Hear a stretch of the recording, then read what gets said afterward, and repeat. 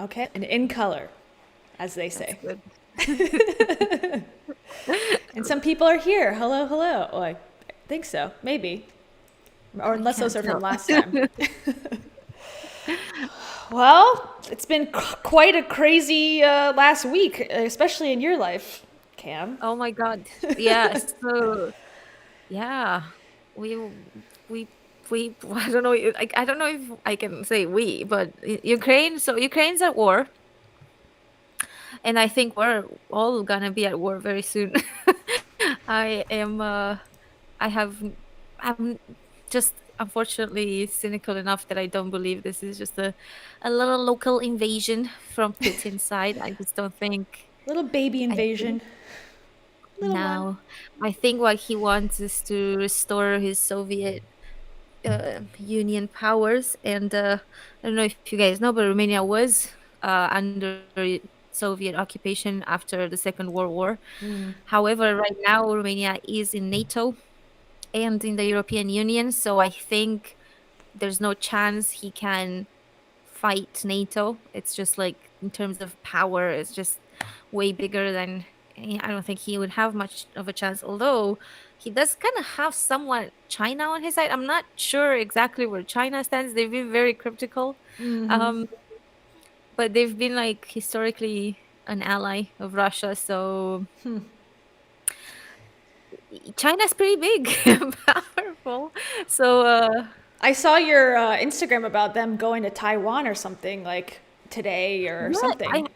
this is not even this is like a couple weeks ago, but I Oh. just found out about it today because I feel like this was a strategy because like everyone's distracted with like Ukraine and normally so because duh, it's insane what's happening. Yeah. But nobody really like pushed any news about this, but like they're not really invading Taiwan, but like They're they've been sending sending. things. Yeah. Yeah, there's been because like I even had a friend be like, "Is this fake news?" And I was like, "No, it's like all over." When I started looking it up, it's like all over, Yeah. and nobody knows because like obviously Ukraine is much bigger news right now, but still, is it like not a coincidence? It's more than a coincidence. Well, that seems to happen when like something big happens, another big thing happens because like you said there's distraction from the media and it's like when people are already on edge it's like, "All right, let's just do what we want to do now." So, I think you're right when it comes to that type of things on the world stage. It doesn't matter like what's going on the other side of the world. They're like, "Okay, time to do our stuff." So, that's Or freaky. it's just a synchronized thing. Attack. Yeah, that's true. I don't know, because like I feel like it's the like so many kind of world leaders have like had diplomatic conversations with Putin and they've been warning him and they've been sanctioning him, and for some reason he just does not give a single fuck. So I think he must have some power on his side or something. Like where is this arrogance coming from otherwise? Because he knows like this is people like NATO and other countries, whatever, they're not kidding when they're like sanctioning him. It's not a joke. And I feel like it's pretty insane here too, because obviously we have a very large border with Ukraine, and we've had like a huge influx. Thousands of people have crossed into Romania today, and there's so many like different borders. But like I don't know if you know the map, what it looks like. Sort of. But if you look up the Ukrainian map, Let's see. I'll try to pull it up. it's Ukraine is huge. I feel like I'm very, it's not like I feel like, I definitely am very ignorant to geography, especially when it's away from North America, which is embarrassing, but it's true. I mean, I wouldn't know anything about America either. Like, I'm like, where's Montana? I've Okay, heard good. about it, but Okay, good. Makes me feel better, but I still feel like I should try. Okay, let's see. Let's do a geography lesson. I started. This is yeah. totally unrelated, but I started playing World. It's like Wordle, but with geography. So I'm more inclined to try to learn. If Okay. you like zoom in, that's where Romania is, right there in the middle. And you can see this gigantic country over there. That's Ukraine. It's got a Yes. big border over there with Poland. one with Slovakia, one with Hungary, and the huge one over here in the north of Romania with us. And then we also have, because Ukraine is kind of like a little circle and it just rejoins at the sea. It's a Interesting. smaller border at the sea. That's why the troops are gathered in the North Sea right here. Sorry, in the Black Sea. What did I say? North Sea. No. So basically, we are kind of separated from Ukraine by Moldova, which was used to be part of Romania, and it's now an independent country. Okay. And there's also a smaller country at the it's called Transnistria, just between Moldova. It's very small, but it's between Moldova and Ukraine. But Transnistria is kind of like a black hole at the moment. Like anything Oh. can go through. It's like anything really, because it's, I don't know exactly the situation with Transnistria, but essentially Putin had all of that. Not Putin, sorry. Gosh, the guy before him, Stalin had Yes. occupation over all this, including Romania, and I think Bulgaria too. I can't remember. I think so.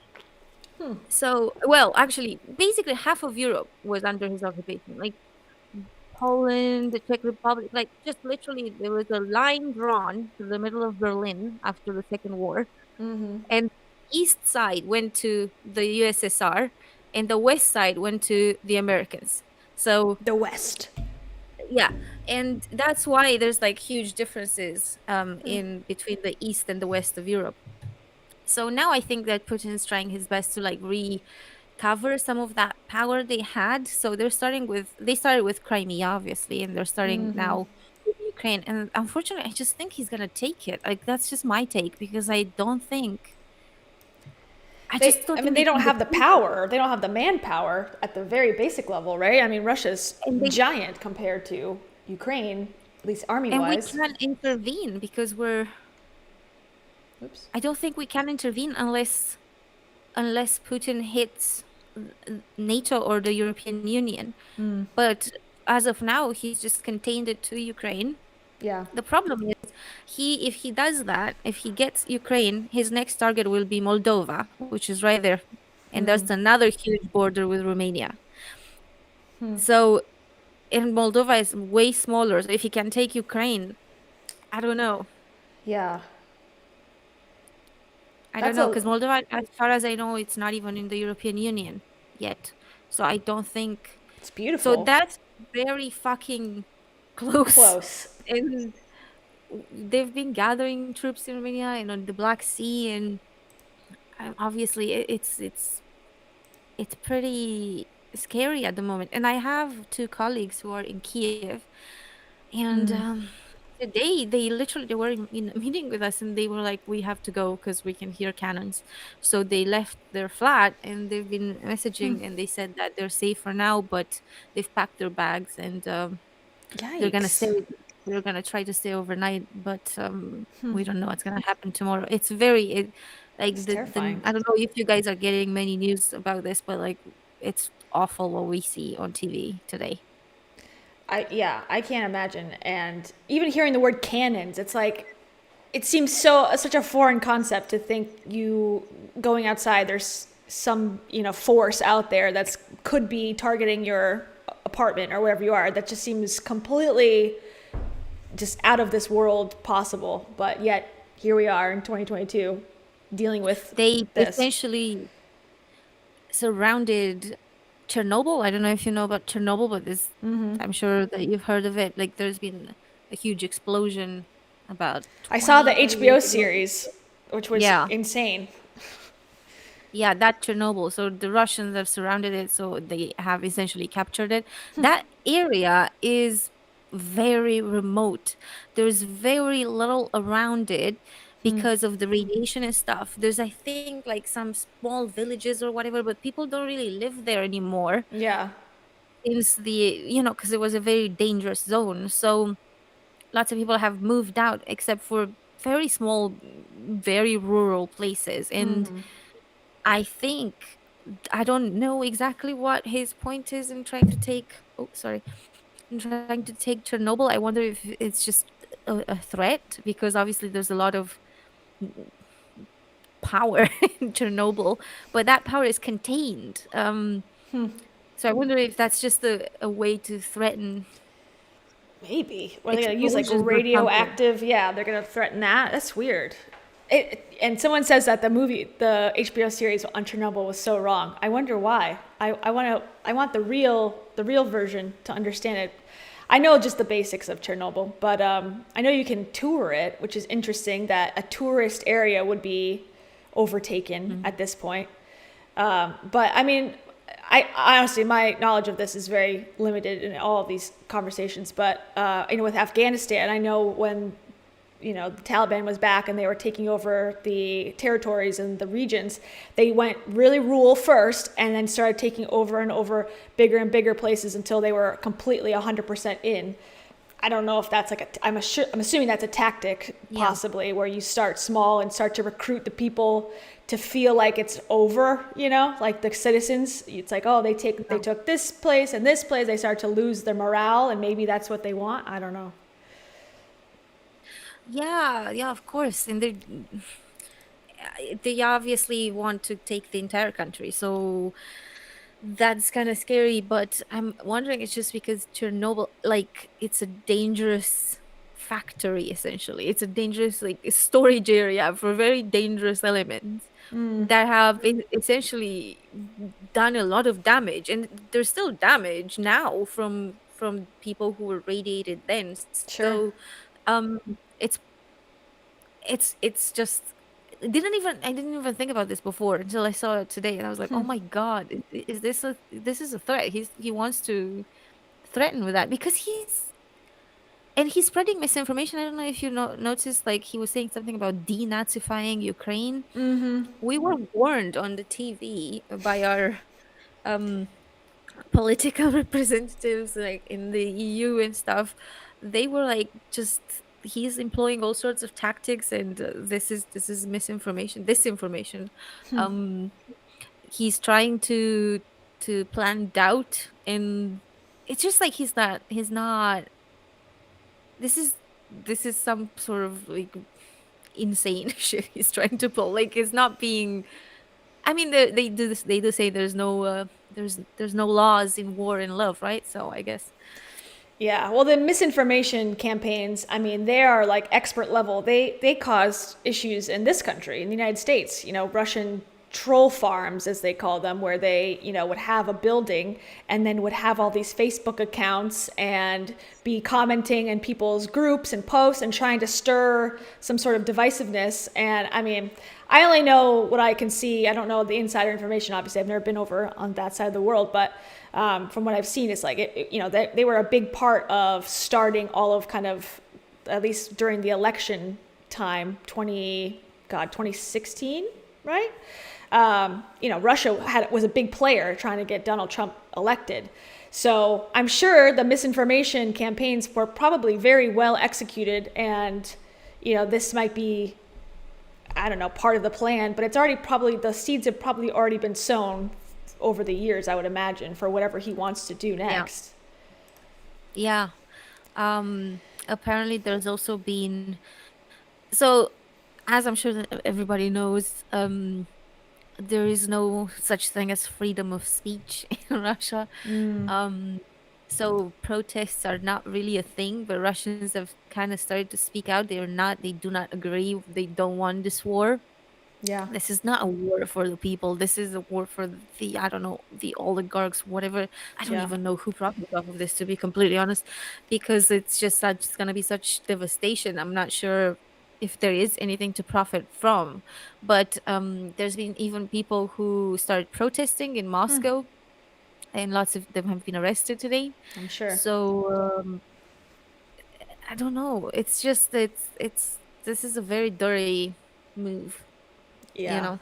It's scary. And I But this time we have social media and live streaming, and I think having that element for people to watch this all happen in real time, it's going to, I think the misinformation and those types of things that may have worked back in World War II times and beyond won't work again, obviously. And I think we're going to have more of the pushback than we have in the past. Well, yeah, I think it's just it's dangerous, obviously, for us, it's fine. We're both like, both the US and Romania is in NATO, for example. So I think it's harder for them to control anything. But for other countries, like the way that they control information is very strict. So That's they true. won't even be able to see this live stream. So they have access to uh Limited. just propaganda. So and I noticed because there were um Romanian journalists in Kiev and Romanian journalists in like Moscow interviewing people, and they were saying things like, "Oh no, Putin just wants the best for all of us" and stuff like that. And um, lots of people, obviously, the younger generations are a bit more aware, but lots of people are still under the impression that Putin is a good guy, and it's just very, very they think of him as the father of their nation. That's interesting. Yeah. He's literally put those words in their mouth, like their It nation's works, father. man. I was not aware of how suggestive language or, persuasion in certain ways through the media, through stories that are told, really does and can change history in that way. I was not aware until it happened in this country and it started to come out that these are much more orchestrated and thought through strategically than just people, sharing their opinions.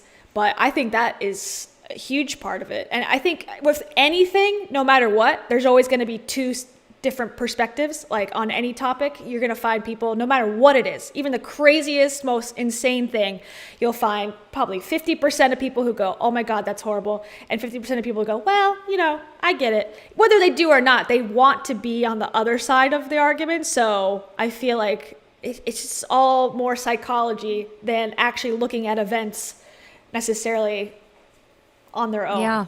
I think.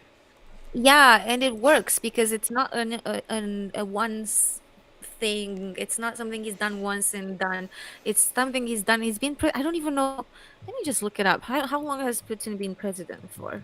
It's been like, what, Because 20 he's been a years? president for a long time. So this is not this campaign of brainwashing is not new. Yeah. He's been president since 2012, almost 10 years. And then really just 10 years? I thought it was longer, but I have no Hold idea. on. This can't be right. Maybe this is just his last mandate. Um Maybe it's his misinformation campaign. He's like, I've only been here for like a year. I don't know. No uh problems. he was in 1991 the office was briefly known as the president of the Russian Soviet Federative Socialist Republic. Okay, what? Okay, maybe. Fine. Only 10 years. He's done so much damage in 10 years. Jesus. Yikes. Interesting. And it's fun. It's funny to think about it because, well, not funny at all, but Yeah. it's strange to think about it because like in Romania was not in the we were in NATO before the European Union. I can't remember when we got into NATO, but we were not in the European Union until like fully until 2014. So that not even that long. We got in 2007, and that was our second attempt. So our first attempt was 2000.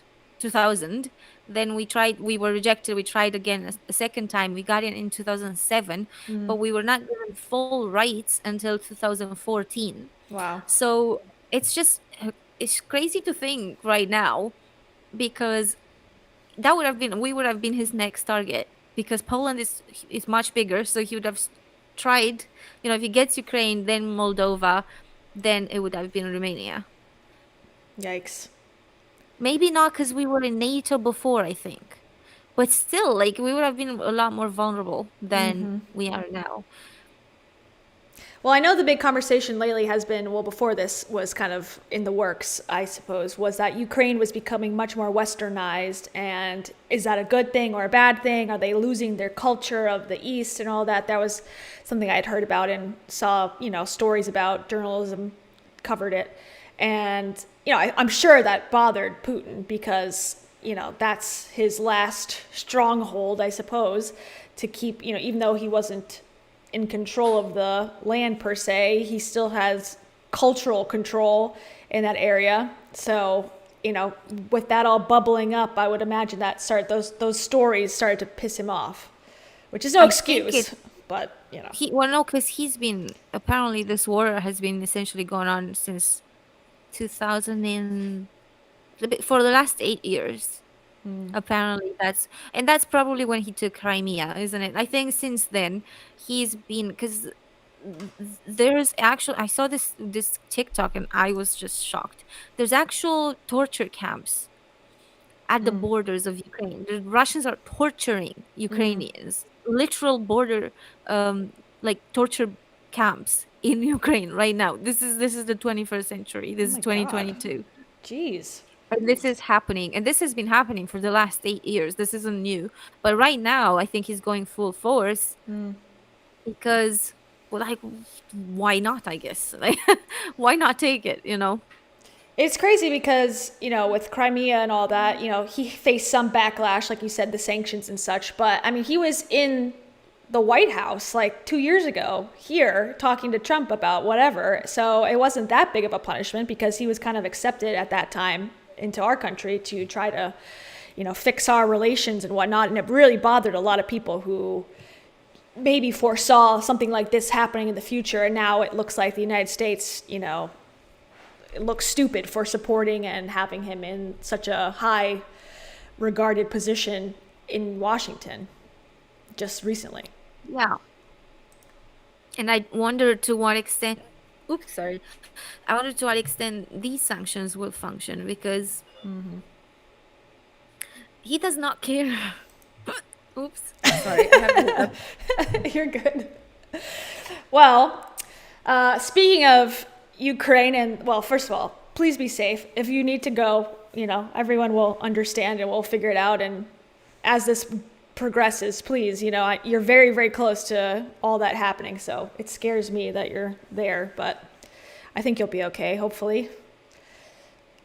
Yeah, no, we're not afraid, and I think it would be a huge mistake for Putin to attempt to hit NATO, because like it's not considered in terms of we're not a solitary single state. We're a group, part of an alliance, essentially. And this alliance, I don't know if people know this, but NATO was created against Putin, against the Soviet, to protect these countries in NATO against the Soviet Union. That's why it was created in the first place. So that's doing why its job. So afraid of it. That makes sense. And I have to laugh because Andar, is that the correct pronunciation? Let me know. Says, sorry guys, but the Ukraine manifested this. Am I right? Oh my God.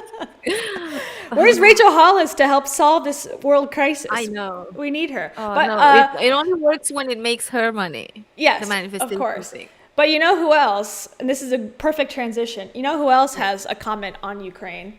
The topic of today's conversation, Ms. Brittany Dawn, fitness. Formerly known as fitness, now known as Christian? I don't know. But she made this post today. I'll read it. Okay. It says, now is the time to stand together in fasting and prayer for Ukraine. Last night, as Jordan's her husband. We'll talk about him later. Jordan and I heard news of the war starting. Okay. I started weeping. It felt as if God gave me a small, small piece of what he is feeling and placed it inside of me. It completely overwhelmed me. Lord, I pray for supernatural protection and overwhelming peace. I pray that the Christians in Ukraine would radiate the light of Christ even through the darkest of times. I pray for a move of God, for your peace that passes all understanding. I have some questions. She just said inside of? Yeah. Are these people all in some cult? They must be, right? Always writing this for her. Inside of these humans, at least she calls them Christians and not humans, but it's interesting. I mean, they are. Yeah. Orthodox, most probably. Orthodox, not Catholic, but probably. Yeah.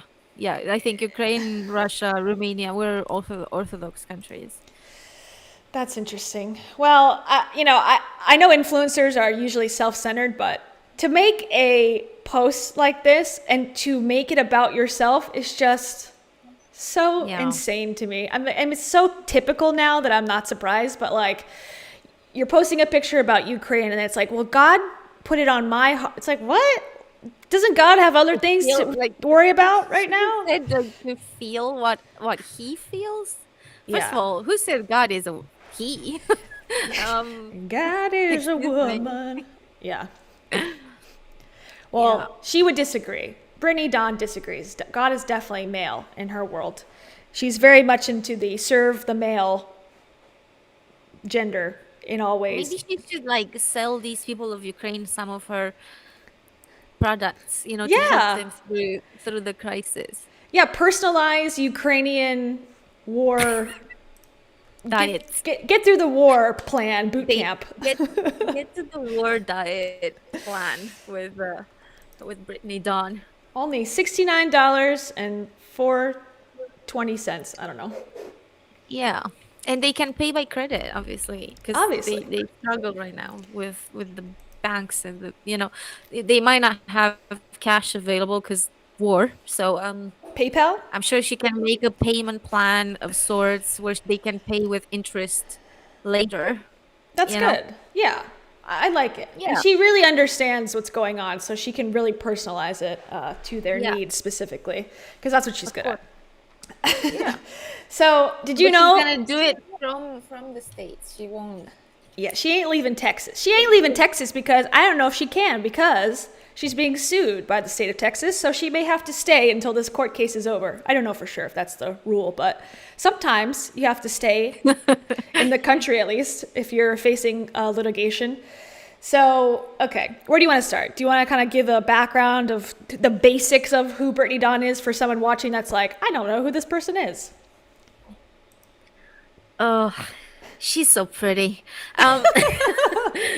Brittany Dawn. I don't want to talk too much She's about looks, but I she feel- kind of scares me, to be honest. Like, her new look kind of freaks me out. I don't know why exactly, but I'm a little afraid. But anyways, go ahead, sorry. Is it just me, or do all the fitness influencers have the same face and more or less the same body at this point? Because I feel like you look at Brittany Dawn and you can see any fitness influencer you can think of. They look the exact same. I think they insert Botox in the same exact places. I don't know. That's part of the personalized fitness influencer plastic surgery med spa package that they give everyone, personalized. I'm gonna really focus Yeah. on that today. Yeah. So she's a fitness influencer. She recently turned to spirituality, but she's also Christian, not to be mistaken with, spirituality does not mean that you suddenly don't believe in God and believe in the universe. Now you believe in all of it. Like, I feel like at some point she's gonna turn around and be like, I'm also Muslim and I'm also, like she can do it all, girl boss religion. Like, Maybe if she gets sued again, she'll switch. I don't think she's gonna do that quite yet, but maybe. I agree. And I have to just say, this comment is hilarious. Again from Andar. It says, Ukrainians text her like, help, we're starving. And she's like, great, welcome to the team. And that's part of the lawsuit we'll talk about. It's not, I mean, it's so funny. It is funny. So you need to insert chia seeds in your next salad for best protein. You guys, like if you're in this situation, like just don't be in it anymore.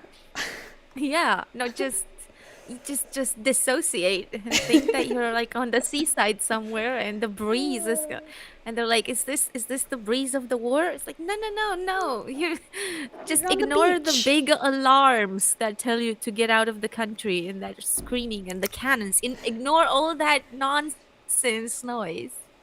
Get out of your own way, really, is the problem. You're your own worst. You're at war like with that. yourself. Okay. But I'm in line at the at the frontier trying to cross into Romania. We can't go because of the gigantic line of cars. And she's like, no, you can do anything you like. That's a limiting belief, And yeah, girlfriend, girly. Okay, well, that's her. Yeah, she's got some filters, I think, too, that are also affecting the colors because I haven't seen a brown door quite so vibrant before. So I think maybe Yeah. we're seeing her, but we're also seeing the filteredness of herself. I mean, she must be making money because look at that home entrance. I love it. Oh, she's going on vacation. She had a big old wedding. I think she's doing fine. But Jesus is on her side. yeah. She writes Manifest a these. bomb shelter.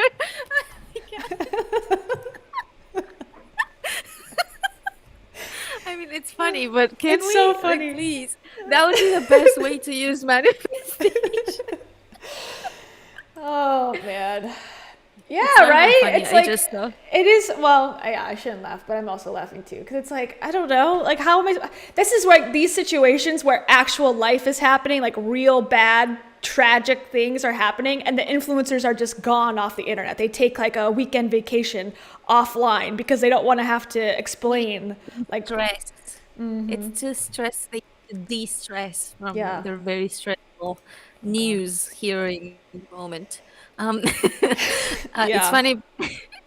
It's funny, but I just watched a Romanian journalist in Ukraine, and he was in like one of the towns that was getting bombarded, and he literally had to run. They had to run and hide in shelter. They found like an underground garage, Wow, and they went in the garage, and you could hear the freaking bombs like falling. Like, that's crazy. it's And how? insane. Tell me how that's in their control. Like that, all the self-help people are like, everything's in your control. How is that in your control? A bomb is falling from the sky. Come on, like I don't. Where's the They explanation? a pandemic happening and you not being able to leave the house. Yeah. Like so many things are you're not in control at all. The control is like a huge illusion, but they have to tell you you're in control because otherwise you won't take out your wallet Yeah. and pay them for the if you don't believe in the initial I can get fitter, I can lose weight, I can make more money, I can whatever. If you don't believe in that initial bullshit, then you are less likely to take out your wallet and pay for them. Yeah. So they know that and they have to sell you the idea that you are in control of your weight, you are in control of your finances, you are in control of this, and none of this like systemic gigantic issues falling like, are you gonna tell the people of Ukraine they're in control of their finances now when their banks are like they literally have no way to. My sister was just telling me that they're they have colleagues from Kiev and stuff, and they, well, not just Kiev, like from Ukraine, but they requested the company to pay them only half their salary because they have no way of retrieving their money. Yeah. That's horrible. You're gonna tell these people that That's your freaky. finances are in your control right now? I mean, no, No. because no. Because it's like it's either a law or it's not. It's either like gravity, which affects everyone the same, or it's not a law, right? That's how I try to think about it. And they say the law of attraction or positive thinking always equals a positive life or whatever. And then it's like, okay, well, what about this scenario? And then they have no answer. It's like, okay, well, then it can't be a law. How about we say the law of, or the theory of attraction or the method of attraction? That I would be much more comfortable with, even the wording of it, because The law thing of is, attraction, they bad. no, yeah, but there is no law of attraction. That's not a thing that exists. But the whole, and I will rant about this for the rest of my life. The whole positive thing is all just to stop people from talking when they're unhappy. So if people in the audience of Brittany Dawn were unhappy with the results, were unhappy with the non-personalized things they were getting, and they spoke about it, more people will find out, and which happened. They have a Facebook group and stuff like that. Yeah. So that's where the positive thinking and the don't be negative ideas are very, that's where they're very effective, Yeah. because they stop people. They're like, okay, I'm not gonna be negative and write about this or whatever, and it actually does stop people, like, because Totally. even I find myself, and I am very critical of like toxic positivity and self-help gurus, and even I find myself sometimes like, oh, I'm not gonna share this on Instagram because like I'm being a little too much. It's like, yeah, they love that. They love it when you're being a little too much, and and you feel like that, and you stop yourself, you self-censor. Is that a Oh, word? totally. Self-censor. Yeah, definitely. And Yeah. I think the same thing. And I was thinking about the other day because I was like, am I putting myself out like at risk for not getting a job in the future? Or like because I'm speaking about these things, am I kind of like, if someone were to find my channel that was looking to hire me, am I speaking too negatively? Is that going to come off bad? And I was thinking, I was like, why would I want to work for a company where you have no brain cells, where you have to just go with the, whatever is said at large, and usually it's like everything's perfect and beautiful and wonderful, and that's everything. It's like, okay, I don't want to work there anyways, so I'm going to continue doing what I'm doing. Yeah. Because it makes me feel so much better when I can express myself in a negative way or like an angry way. But these are real emotions that I feel all the time. And expressing them and having people not just completely go, oh my God, you're so negative. Because I've had people like that in my life that have been like, You know, yeah, go on. I was just going to say that like people have been like, you're so negative. I'm like, it's not negative necessarily. I mean, yeah, I guess, but it's also reality. And if it's my reality, what am I supposed to do? Just lie? Like, would you rather be a liar then? I don't know. It's what's happening. Sorry. So the answer is yes. People always prefer people to be liars. They don't want to face facts.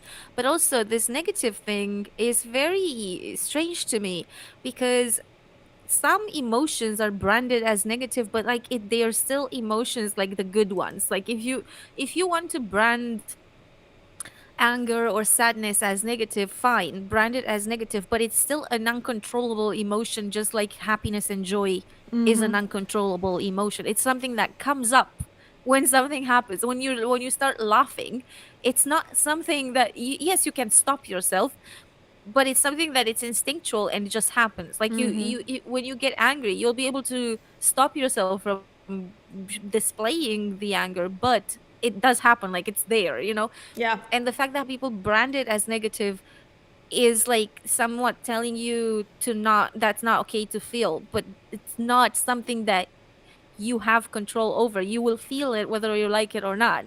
Yeah. The fact that you verbalize it and talk about it is what you can control, but the feeling exists. And Yeah. essentially when they're saying that, they're just saying, we don't want to hear. You might be angry within yourself. We don't care. We don't want to hear. That's what they're saying. Yeah. And I hate it. I can't stand by it. I hate it. And it's been agree. it's routinely done by people, like everyone. Oh, yeah, I agree. I think you're right when it's like a business tactic, too, to tell someone you're in control of your life, 100%. Okay, and then they say, so take massive action right now. Take a big, massive action step. And I almost said something else bad, but take a big, massive action step. And then, oh, we just so happen to have a really expensive program that you can buy. That would be a huge, risky step. Oh, what's the chances of that being, the first thing that we offer right after we teach a lesson about how to take big action? And then on top of it, don't be negative. Never focus on the negative. So while you're taking this new course that you just spent 10 grand on, also don't think critically about it and just, blindly follow it and believe that it's really helpful for you, and we'll just continue the cycle until we're all bajillionaires, and that seems to make sense. It works as social censor too, because you might not fall for the don't be negative, and you might criticize if you're at Rise or at Heidi Powell's conference or at Congruent, whatever, and you're in the audience and you're like, oh, this is complete bullshit. Like, I can't believe I just wasted money on this. And if you say something, people will look at you weird because like, oh, why are you just ruining the vibe? Like the vibe? My God, you guys, we need to keep the fucking vibe everywhere. The vibe is the most important thing on this fucking planet. I mean, I'm swearing a lot. I shouldn't swear because we've gotten demonetized. How dare you? It's okay. Everyone just manifest us to not get demonetized and we'll be fine. We're not demonetized yet. Can you believe it? Good. It doesn't happen until after we're done and then it's like, just kidding. Oh, damn it. So that's Brittany Dawn, basically, and she's not a huge I haven't followed her. I never followed her until she got in trouble, so I don't know her whole story. But she's not a huge secret pusher. She's more Christian Bible pusher, I would say, and very much like what do they say? But God, which means basically like everything's possible. Like if you go to the hospital and they say, okay, you have a giant tumor, you have 1 day to live, they go, well, but God, as if that means that, they're going to be healed or something, which I think most of the time does not happen.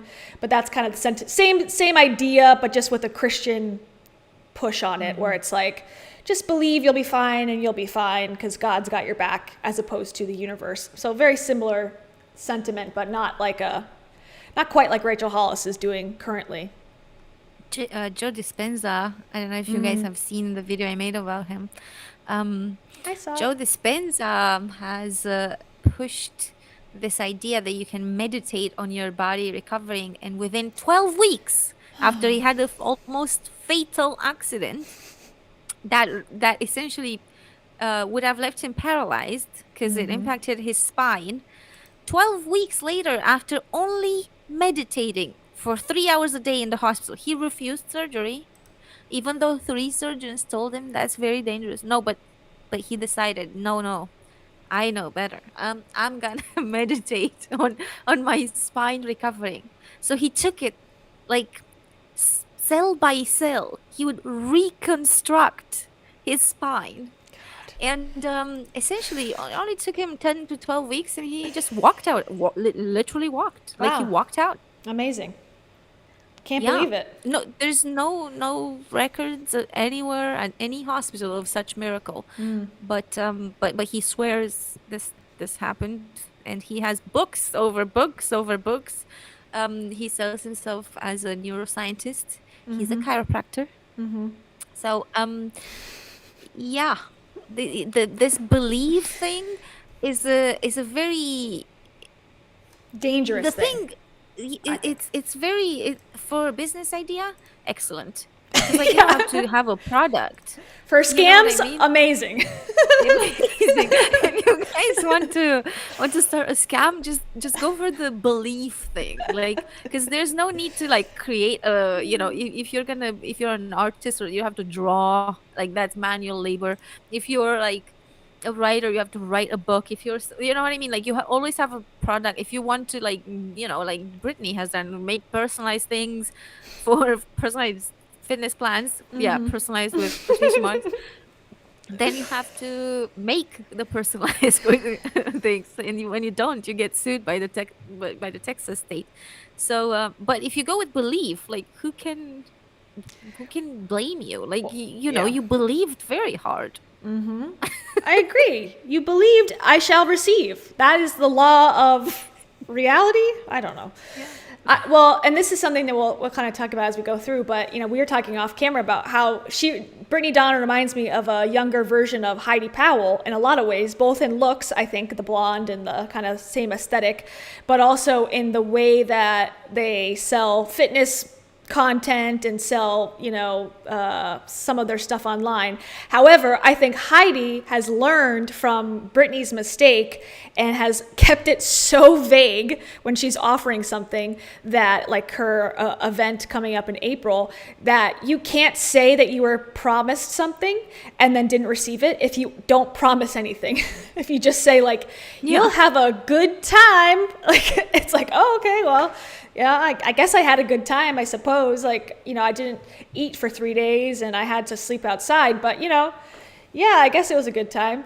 And I think being more vague and not promising seems to maybe keep you out of this type of litigation, perhaps. Yeah, I mean, I don't know that I would say Heidi is safe from the law, but I think it's interesting. I would love to. I don't know if people know this in the comments, because I don't know, but I would love to know what prompted, how many complaints did Texas get that they were like, okay, we need to sue, like we as the state need to sue this person, because it's not even another person being like, I want my money back, I'm gonna sue her. Yeah. This is It's like a sort class of action. class action. Yeah. Yeah, I don't know exactly the details. I would imagine, I don't know if this is considered a class action. Yeah, someone let us know because I know a little bit about the rules, but not totally. I think this is a collective complaint. People had gone to the AG's office and said, this is a scam that we've been dealing with. And I think there's been like thousands, I believe, of people who have been affected by this, perhaps.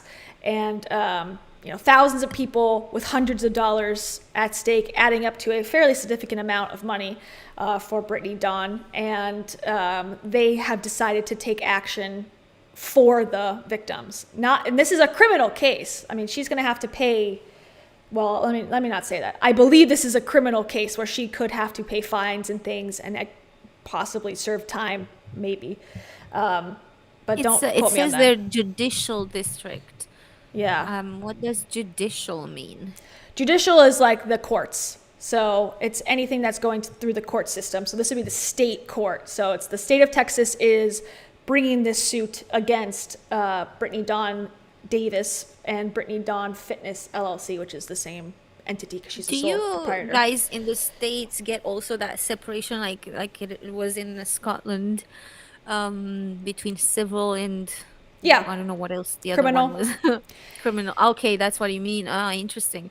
But usually if it's the state, if it's like the government body, usually civil for the most part, as far as I know, is usually two people, so a customer could take her to civil court and say, I was scammed out of $3,000 or whatever, and then they would settle it in court. It could be a jury trial still, but it would just be between the two parties. Now, this is the government bringing charges onto her as a collective, so she's been accused of, let me make sure I say that, but deceptive trade practices.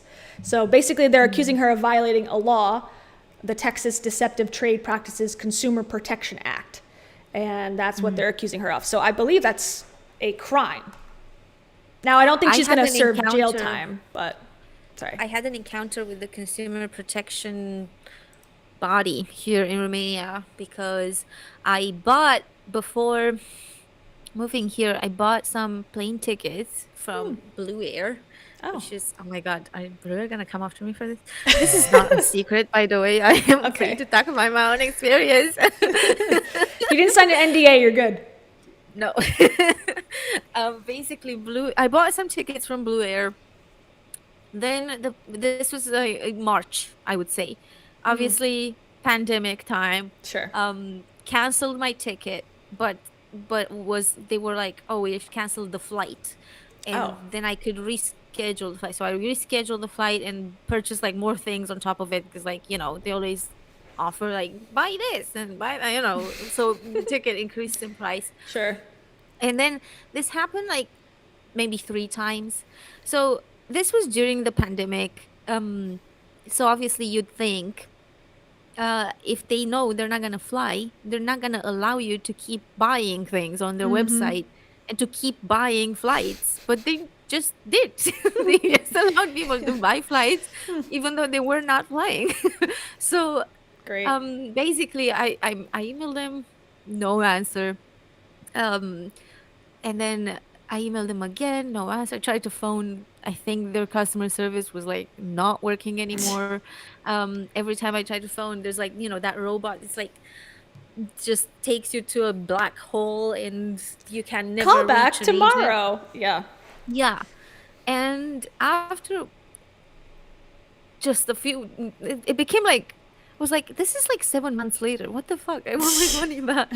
And I Googled it and Reddit. Thank you. Reddit always to the rescue. Oh, yeah. Basically, on Reddit, people were like, just do a complaint with the consumer, so the authority for consumers protection, I think it's called. Okay. And I did, and I got my money back in 30 days. Wow.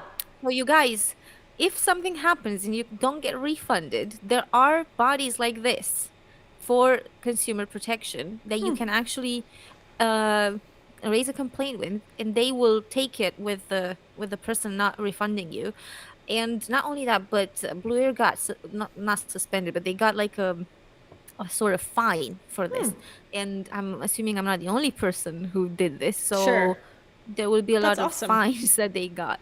and also they did refund me. So I guess like me talking to them, being like, give me my money back, was not, they didn't care what I said, Oh, but yeah. they could not argue with the consumer protection rights. That's great. That's a success story. Usually I feel like people try and it ends up going nowhere and you give up, and that's what they want, you to just give up and lose hope. But when you have a government agency willing to take your case and go to bat for you, that's when you have success, it seems. Yeah, and to be honest, it was like a lot easier than I expected, because I thought, first of all, Romania admin stuff always very complicated, but this was not. This was just like a website form, and I just basically filled in some stuff. I put a screenshot in of my ticket and stuff like that. Um, so I was kind of surprised with the fact that this was working way easier than most Yeah, things. that's If awesome. I want to get a password, which I need to get my new passport, this will be a lot more complicated, I'm assuming. I don't know, but it was the first time I ever had to go to something like this, and it's very reassuring to know that, you have They someone got on your your side. back. That is nice. I have not experienced that. Anytime I've ever had an issue, they're like, too bad, so sad, sorry. I mean, I've never filed anything past that, but I'm just like, all right, I'll take the L and not Yeah. do it again. But that's But good. if you are that person who lost $20,000 from Dan, what's his name, Dan Locke, maybe, File that's a lot something. of money. File something with the Yeah. Consumer Protection Act. Okay. Good advice. I like that. Okay. Speaking of money and pricing, so this is the lawsuit. It's 12 pages. We're not going to go through every page, obviously, because there's some repeated information. But the parts that I thought were interesting. So this is what they're hoping to do with this case, according to the Attorney General in Texas. So, in addition to non-monetary injunctive relief, which could be an apology or something that she gives to everyone she allegedly scammed, the state is seeking monetary relief, including civil penalties. Okay, so paying the fines for committing the fraud if she is in fact found guilty, the attorney's fees of both sides, and costs of over $250,000, but no more than $1 million. Thought that was interesting. That's like the range of which she will be penalized. So she's not going to be out multi-millions. If she has multi-millions, I don't know. But it's definitely going to be at least a $250,000 hit to her net worth, which is I wonder interesting. if they assessed the damage, and it's probably also a situation in which it's like, okay, if it's more than 1 million, we're never gonna get anything from her. Yeah, So, we'll put a limit because on it. I know she looks like she has some money, but I don't know if she has that kind of money. Yeah, I don't know. And they put her like whole address on here, which I'm like, oh, okay. I know. Maybe we shouldn't show it. I know. I scrolled past quickly, but I mean, it's available on the internet, so whoever has access to the internet can find it. But it's interesting that they just put all your information. Usually, I think they redact things like that, but not in this case. Okay, so this is the part. So the factual allegations. This is kind of the summary of why they're choosing to file this lawsuit. So I'll read this part. So beginning in 2014, so that's important. So remember 2014, because when we start watching her videos, you can kind of see when the alleged scamming begun and how she kind of changes through that period of time. So beginning in 2014, defendants profited, so defendant is Brittany Dawn, profited from the sale of online fitness packages to thousands of consumers with the promise of personalized nutritional guidance and individualized fitness coaching. Specifically, defendants' online fitness packages offered macro nutritional assessments and, depending on the plan purchased, daily or weekly email training and one-on-one coaching.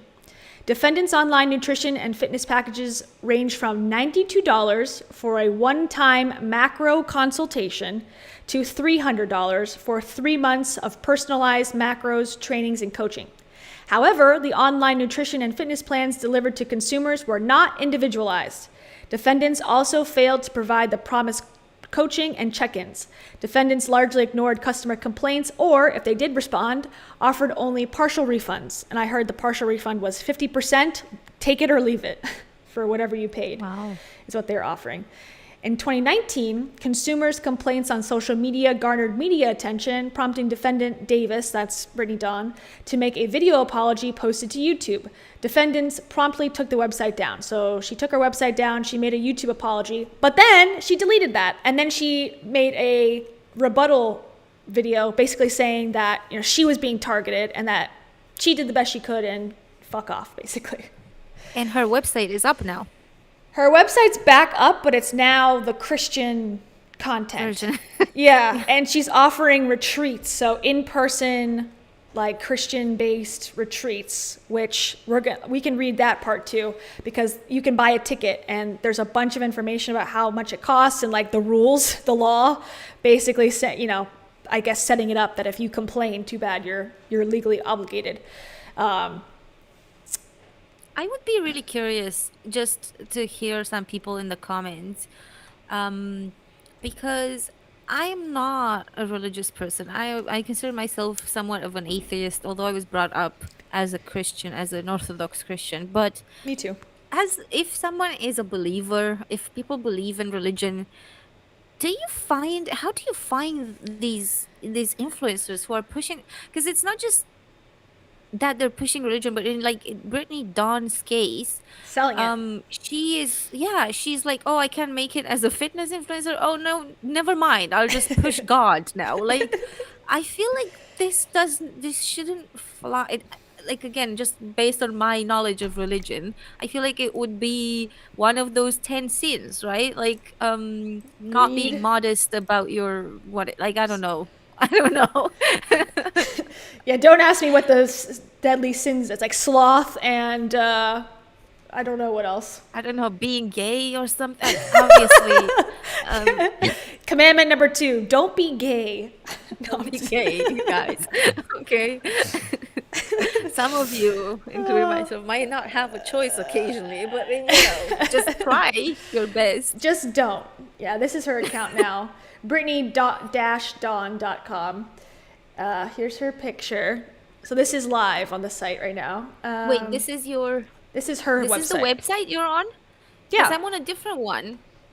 Oh. It's bdawnfit.com. Oh. Dawn. Is it the same one? I think so. I don't know. Oh, but maybe there's this is her. packages on it. Oh. Can you see the packages when Oh, you scroll wow. down? Yeah, that's her from a while ago. This is her ex-husband. This must be really old. Look, just keep scrolling down. You're gonna get to the. Look at that. Oh. This is late-breaking information. I did not see this. Breaking news, everybody. Breaking news. Brittany Dawn has not taken down the packages, has not taken down the website. It's What just the heck? renamed it or something. Why would she It's now still Be have Dawn this? Fit. Does it say exclusive? I can't see any personalized. Okay, this person... Personalized Oh, yes, you do. She has... Oh my God, she's like selling personalized macros in all 4 of them. Wow. Okay, well maybe she put it back up then, I guess. This is, I gotta say, this is old. It says 2016, Brittany Dawn Fitness, and she's got her emails and stuff. But just based on the photos alone, I know that this is her ex-husband here, so that he's no longer in the picture. This is not what she looks like anymore. So that's old. I don't know who these people are.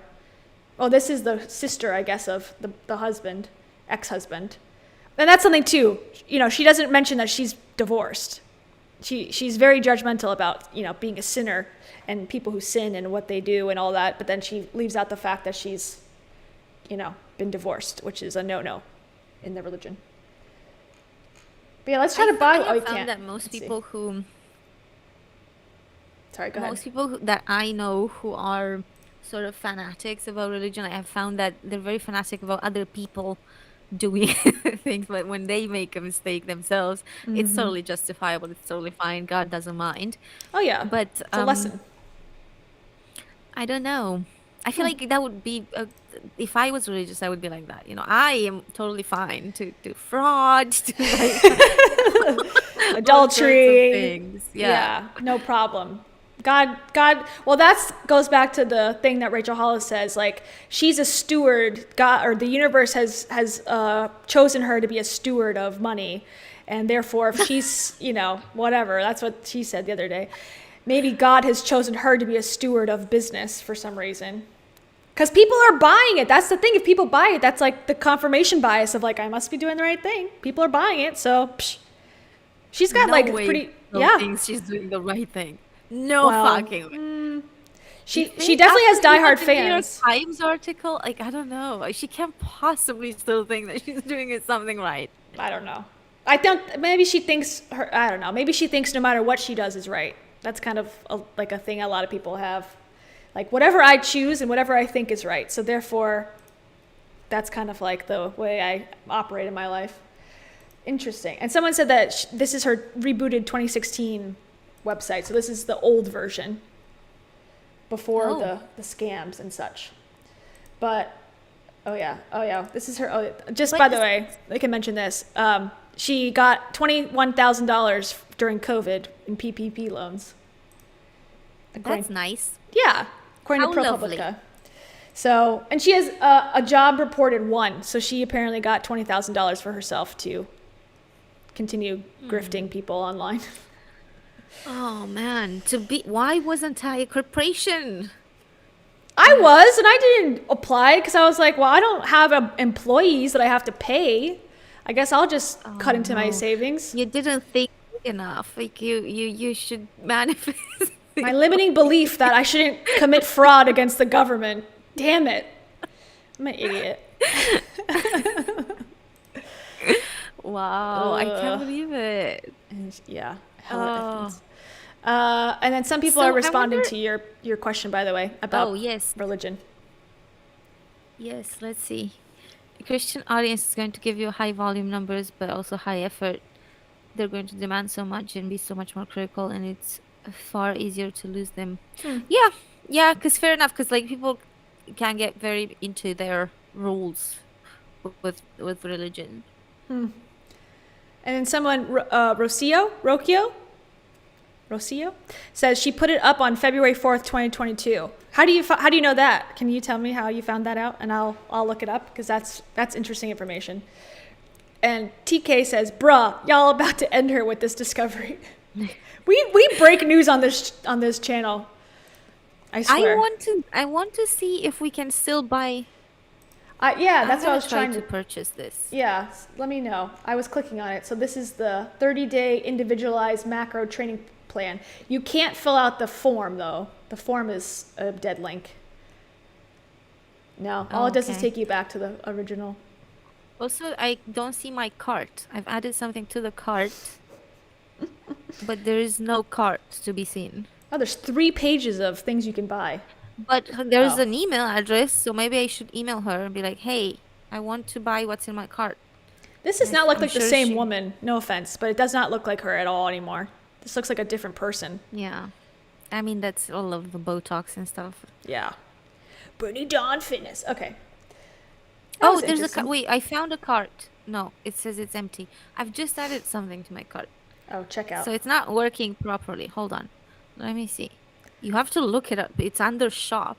Yeah, no, it's not adding to my cart. Oh, members area. So I guess it's like, at least you can't directly purchase it. But right underneath, if you scroll on that page where you're trying to purchase something, there's an email. So I guess you can just email her and be like, oh, hey, I couldn't buy it on the website, and I'm sure she will be happy to provide another payment method.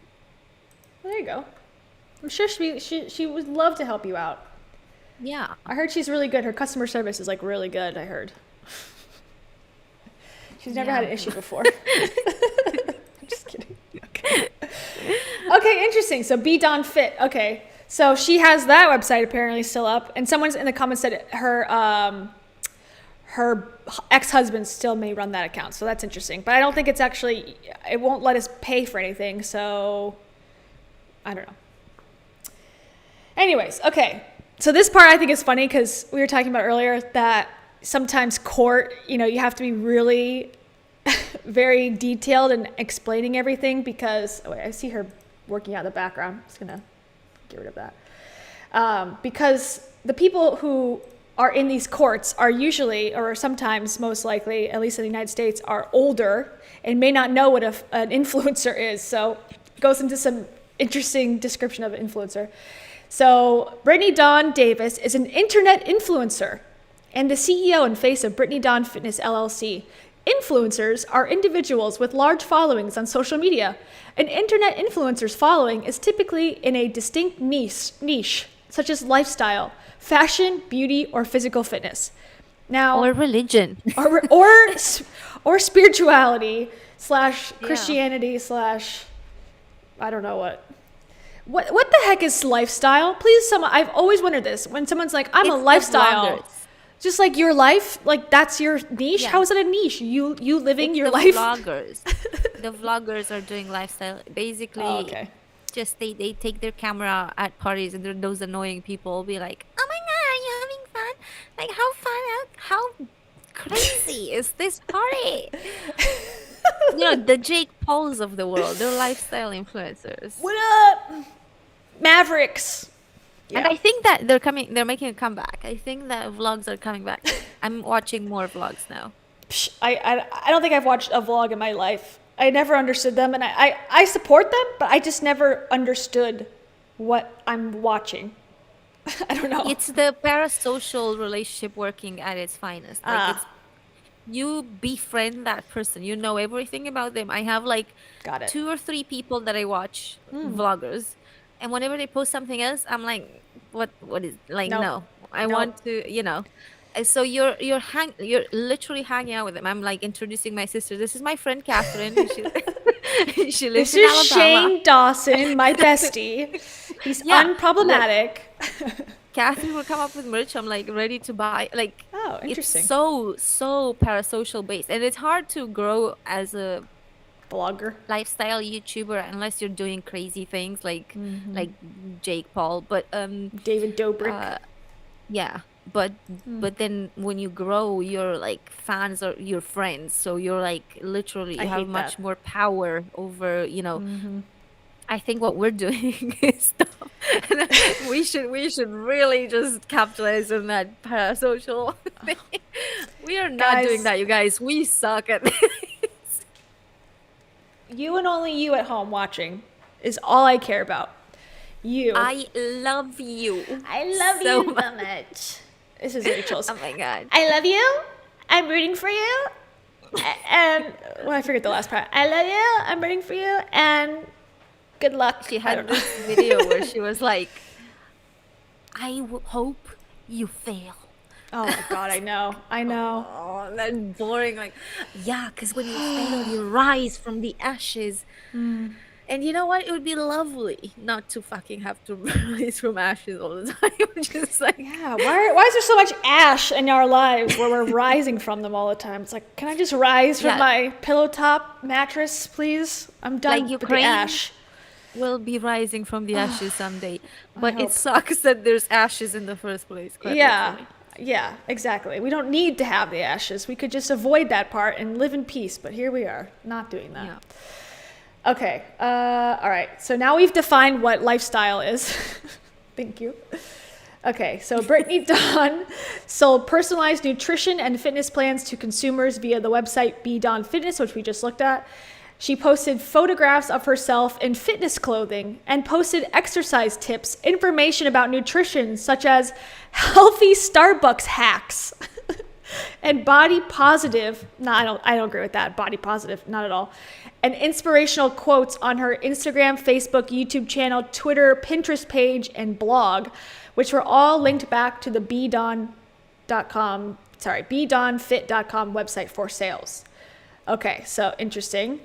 And then the website offered personalized online fitness plans that contain a nutrition component based on personalized macronutrients, an exercise component, and one-on-one coaching.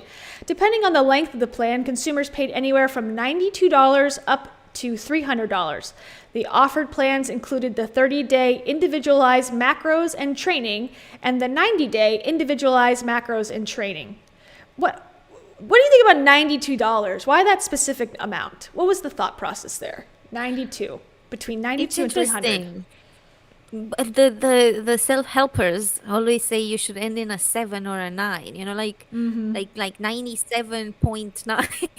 It's always 'Cause it's 97. not 98 Always. and it's not 100, but it pretty much is. Um, Yeah. so apparently, I don't know. I'm thinking when I think the number 7 and the number 9, I always think fairy tales. There's always like 7 brothers and 7 It's sisters very and 3 lucky. brothers. It's lucky. Yeah, it's luck. They're like magic numbers. And basically, I wondered if they're using that to have like a little impact. But 92, she did not listen to Tony Robbins. Like she just didn't. So Because random. I know this from Tony. So Is it because she's like 30, so she was born in 92, maybe? Or she's 30, or she'd be 30, 29 now? Maybe that's what she's like. My birth year. maybe. I don't know. That's the only explanation I can think of. Well, like luckily her birth year made for a very, very good package, Yeah. in terms of finances. It's no, $5 or $10 Patreon. Yeah, I was This born is in the year 5. $5 I'm increasing my plan. Patreon membership fees to 92. Yeah, but like I have to.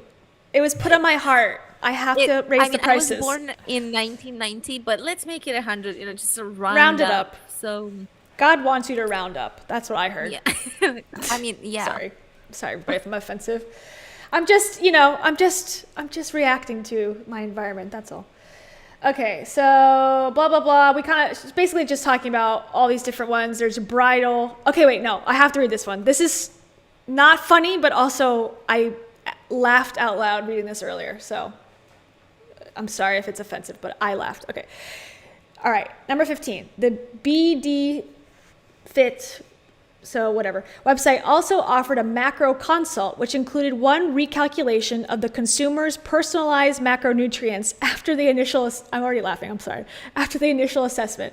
Defendants also offered specialized bridal or bikini competition fitness plans that included daily text, email check-ins, a self-guided training plan. Oh, wait. Okay, no, this is not the funny part, but this is important. Hold on, sorry. Okay, skip that. I'm getting ahead of myself. All right. Regardless of which nutrition or fitness plan was purchased, an essential component of almost every sale on the website was the individualized coaching offered by Davis, who's Brittany. The website identified Miss Davis as the individual providing the coaching and support. She was described as, quote, your coach, your confidant, your biggest supporter, and friend. There's that friend word that we love. There to, quote, push you, mold you, and help you find that person that you've always wanted to become. Doesn't that sound like Heidi's, like, retreat or whatever she's got?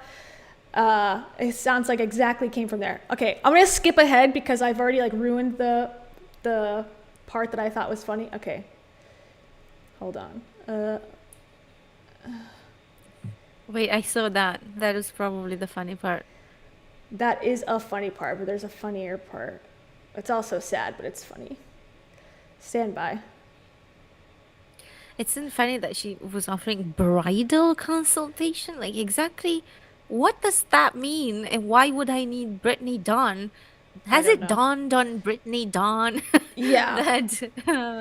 that perhaps a bridal consultation should be done at a bridal shop where you can buy a dress? Or Well, I like, think it was to be skinny for your wedding.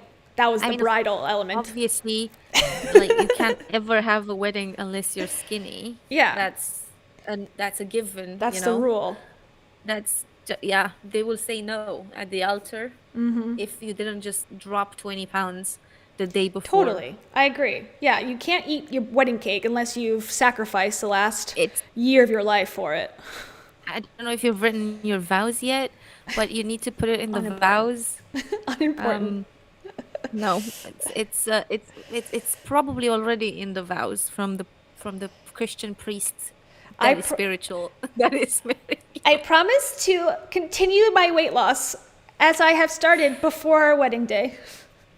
So, Brittany, will you lose 20 pounds and take this man?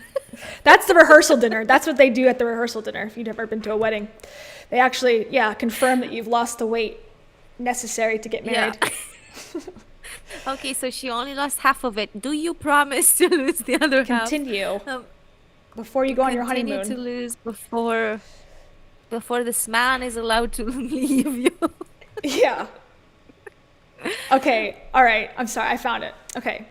Now, this is like a serious topic, but also I'm so sorry once again that I could not stop laughing. Okay. Let's call it EDs because EDs, yeah. demonetization. Yeah. So she allegedly, this is one of the allegations, misled consumers with EDs. So Brittany posted videos on YouTube explaining that she overcame her ED through exercise and healthy eating. In the same social media posts, she then offered links to her fitness and nutrition plans. Consumers inferred from Brittany's videos and links to her website that she had special training to address EDs. One consumer noted that, quote, the main reason I chose her out of all the coaches out there was specifically that she advertised herself as an ED soldier. Okay? It was incredibly important to me that the person I chose to coach me had an idea of what it was like to deal with an ED. Prior to reaching out to her for guidance, I had battled with anorexia, and my worst was below 80 pounds. Okay, so that's pretty serious. All right, now, Brittany denies that she accepted consumers with EDs. However, consumer documents tell a different story. At least 14 consumers who sought refunds from Brittany mentioned EDs in their complaints. One consumer, this is the part, okay. One consumer on her initial survey states, quote, I truly need guidance, help, the right information and support right now. I currently have an ED, horrible body image views. I am underweight for my height. Brittany's response, great, welcome to the Team Brittany Dawn family. She writes this whole emotional thing like, I really need help. I'm struggling. Great. Fantastic. Oh my God. I don't know. And then it's Brittany. What a wonderful message. What great. What a joyful day. Great. Hashtag Team Brittany Dawn. Okay. Choose joy. Choose joy. Choose to not actually respond to these emails. So then Brittany proceeded to provide cardio exercises and low-calorie macronutrient suggestions that would only be suitable for someone who needed to lose weight, not put it on. So not only did she say, great, welcome to the fam, they also said, here's a diet plan where you aren't consuming any calories. Yeah, too. Let's get you to lose more weight. Yeah, great. It's time, when you're underweight to lose even more. I mean, obviously, that's the only way to live life. Like, come on. Ugh. Yeah, I know. This part's interesting. So go ahead. Sorry. This is sort of somewhat tangential, but it's very crazy how there's an entire industry. The fitness industry is very, very profitable. It's profitable for a reason. They are pushing a lot of things. But the reality is things are not as simple as that, and they're not always, often actually, they're not solvable by more training, by more more dieting and stuff like that. Oftentimes there's like very many like physiological reasons why people can't lose weight. I am one of these people. For example, I have I take some medication for thyroid issues. My thyroid is under functioning, so I take like supplemental hormones, like thyroid hormones, and I just it's like a long story with this because I don't want to get into it, but it makes a gigantic difference in the way when I go to the gym. If I have not taken my medication, it doesn't really just leave your system very quickly. It's a thing that leaves your system within like weeks. So if you just but this happened to me once when I went home and I forgot to take the pills with me, so I was home for like weeks and I didn't have them. My literal like power is like half. It's crazy. It's just crazy. Not only that, but I will sweat like so much. Like I'm buckets of water. Like it's crazy. I'm like just doing the warming up, and I look like I've taken a shower. Yeah, it's insane, and that's because my body just like retains water because of this like thyroid under functioning. And when I take my medication, suddenly I just don't sweat like that. Like I sweat like everyone else in the room. Like normally, obviously, you're warming up, so you will sweat. Yeah. But like I will not look like I've just had a shower. And There's a I will have difference. a lot more power in like just without it. It's insane to me. It's insane to me. Just and not just that, but that medication makes a huge difference on my mental health because my anxiety when I don't take it is very, very high, and anything can just like ruin my day, you know. Yeah. And when I take and I've been put on antidepressants before, an anti-anxiety medication, Same. and they didn't work like that. They didn't work like this. Like it's shocking how even anti-anxiety medication they didn't take my anxiety away like Yeah. thyroid hormone did. Now bear in mind, this is not a medication you can find on your own. You need to have like proper examinations, and doctors need to like give you a prescription in order to find this medication in the first place. So it's not something you can just find in a pharmacy, and even if you did, they will not give it to you. Yeah. And it's also something that if you don't need it, it will have a huge impact. Like in the opposite direction, you could like lose hair, your skin could get Yeah. very bad. Like, so it's not something that people should take. But people who do have thyroid issues have almost like it's almost impossible to lose weight because of that hormone. Like it will just not allow you to lose weight. There's so many. I've been like obviously deep into like Reddit threads for years about this, so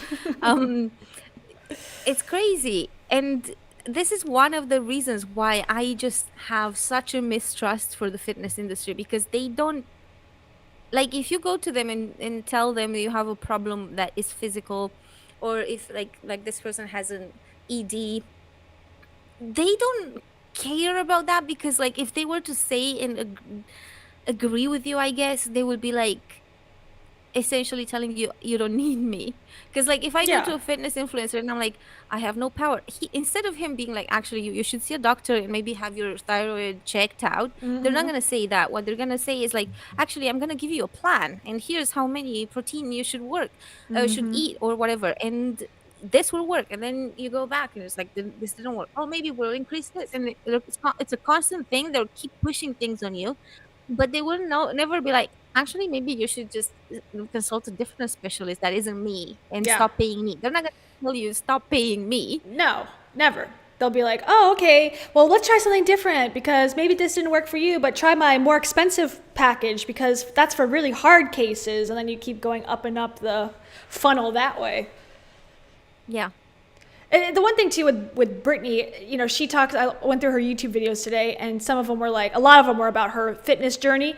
And she shows her photos, and we can watch one of them. And we should do that for a second. We'll take a break from the lawsuit for a second and watch some of her stuff.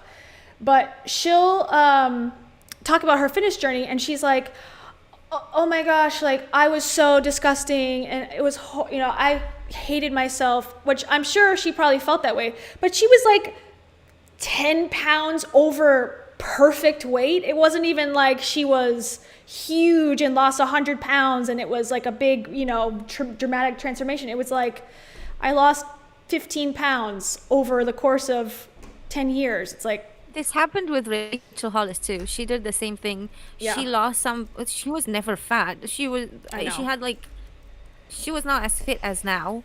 You could tell she was not exercising, but she was not a fat person. But she, so there was a video with her, and I think we probably watched it at one point, or I don't know if we got to that part, but with her and Dave, and they looked at this picture of them from years ago, and she was like, we did talk about I it. was stung by 100 bees. Yeah. She's like, we were disgusting back then. Oh, I'm so disgusted. We're so hot now. It's like, okay. And it's like, but most of your audience will be, I mean, I don't know if they're all perfect and all like have under 20% fat, body fat, but I feel like everyone in the audience will be like, I don't know. It's just because, Yeah. and she did that with the with her boobs, saying something like my boobs were like disgusting and then I got implants. It's like, okay, but what about the people who Cool. can't afford the implants? Yeah, I know. Should Well, she was the same way with like when she had her whole famous thing about the bikini stretch marks thing. You know, she's like, "Oh, I'm so proud of my stretch marks. I love my stretch marks. I've earned them." And this wasn't my idea, but someone said like, "Well, what about the people who didn't earn them by having a child? What about people who have just regular stretch marks from being, you know, fluctuating weight? And sometimes it's losing weight." Oh, thank you for subscribing, Kelsey. Oh, thank Woo, you. it worked. And yeah, it's like, it's not I guess it is dismissive. I mean, I know they're talking about themselves, like Rachel looking at a picture of herself or Brittany looking at pictures of herself and saying, I'm disgusting. It's not targeted at anyone else, but I have friends who do this too. It's like, they're obviously smaller than me and they're like, oh, I'm so fat. I'm like, okay, great. I feel wonderful now. You know, Yeah. like if you think you're fat, then I should be, you know, huge because you're big, you know, you're smaller than me. So Not to mention they got their audience in the first place, and probably not the case with Brittany Dawn, but like Rachel Hollis got her audience for being like a regular woman, and you know suddenly you're gonna turn on regular women and just who don't look like extra fit, who are not taking electrolytes or whatever, and yeah. exercising every day because they have to take care of their kids and they have to do their jobs and stuff like that because they don't have like a nanny and a team of whatever to do whatever for, you know, Yeah. you're not gonna, it's very, and Rachel Hollis actually like shamed people. She called them pets or something. Like it's just, Well, she has a whole thing. We talked about this the other time on my channel about Pam. We had a whole discussion about like Pam and how she hates Pam, and you know she like ridiculed her, and it's this fake persona. But it's also like basically most people or most women have tendencies. I would imagine that, you know, we start and stop diets. We, you know, start something, write in a journal, and then we stop. It's like a very typical, you know, behavior. And she's like, Pam is horrible and Pam deserves to be, you know, not given the promotion at work because no one trusts her because she couldn't stick to the diet. It's like, what are you talking about? that is pretty mental. And Poor Pam. not to mention that I have never had a friend who I ever gave a fucking shit about their weight. Like I never ever have looked at my friends and be like, I'm gonna choose the skinny one, or I'm gonna choose the like. I don't care how they look. Like Speak it's for like, yourself. Are they? Just kidding. But I've never been in a situation where I'm like deciding on whether or not someone should be in my life based on how they look, based on how fat they are, or like. I'm more like, but I'm very. I don't know. Maybe I'm the. I don't know if I'm the exception. I don't think. I don't think I am. But it's important to me to have like people who are on the same like level, like on like in my values or whatever. I don't know. Yeah. But I don't care if they gain 2 pounds or 5 or 10 or 20. Like who cares? They're still that very funny friend or very whatever, someone that I enjoy spending time with. Like I just don't understand. You're not an alpha male, obviously. You don't get it. You don't know the laws of attraction. You must be skinny. That's Your the true value law. decreases the minute you get pregnant. Like it's High value. immediate. Low value female. That's us. Low value female, high value man. Perfect combo. So speaking of all of this, now you can, I think this is the perfect video to watch, the perspective of, you know, people were following her because of her story of how amazing she was from her transformation. And part of this is huge in her mind, like humongous, disgusting person body to an ED body to now I'm healthy. And I would say even in that healthy part, she still, to me, looks pretty thin. I think definitely on the thin side. And similar, this is the tie back into Heidi Powell, is Heidi also has a video about how she overcame her ED, but I think, I don't know. It seems to me like she struggles with it just based on what she posts online about like restricting her calories very much. And like she has a scale that tells her about the BMI, and she, you know, eats little candies and doesn't eat, you know, she has all these hunger shakes and stuff. It seems like, should you really be saying that you've overcome your ED when you may not have? I don't know. I guess if you're offering coaching, fitness coaching, it's like you could Gym get rats, there is no way a gym rat who cares about food, because there's definitely gym rats who just don't care about food or whatever. But people who are like constantly just eating boiled broccoli with boiled chicken and they're not allowed to even put salt on it, yeah. you can't possibly tell me those are not EDs. They have a name for it. It's called like orthorexia. It's like people who eat so clean that they become disordered because they are unable to have anything but like natural, clean foods, that they obsess over it to the point where it becomes like a mental condition. Yeah, because you need to like make your own stuff day in and day out, 3 times a day. You're not able to, like, if you're out and they have put some sauce on it, you can't have it because the sauce has calories that you have not counted, Yeah. or whatever. All these things kind of sound Extreme. like ED to me. Yeah, me too. And I'm no expert on the subject matter, so I can't really speak to it, fully with like great understanding of what happens. But I think, sometimes when I see like Heidi talk about, oh, I've overcome it by dieting and working out, I'm like, I think that's probably not the way that most people need to get over it. Oh, just work out differently and eat differently. It's like, I think there's probably more emotional components that, are in play.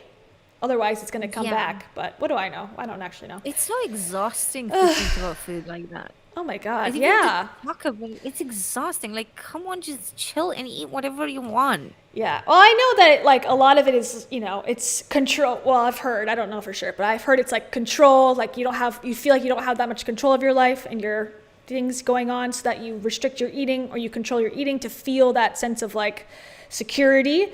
And it's almost like a rush because it's so difficult to control your eating that if you can succeed at it, then it's almost like, I don't know, like you get like a high from it. That's what I've heard. I don't know I for have sure. no idea, but I would never be able to sustain that. No, me neither, I don't think.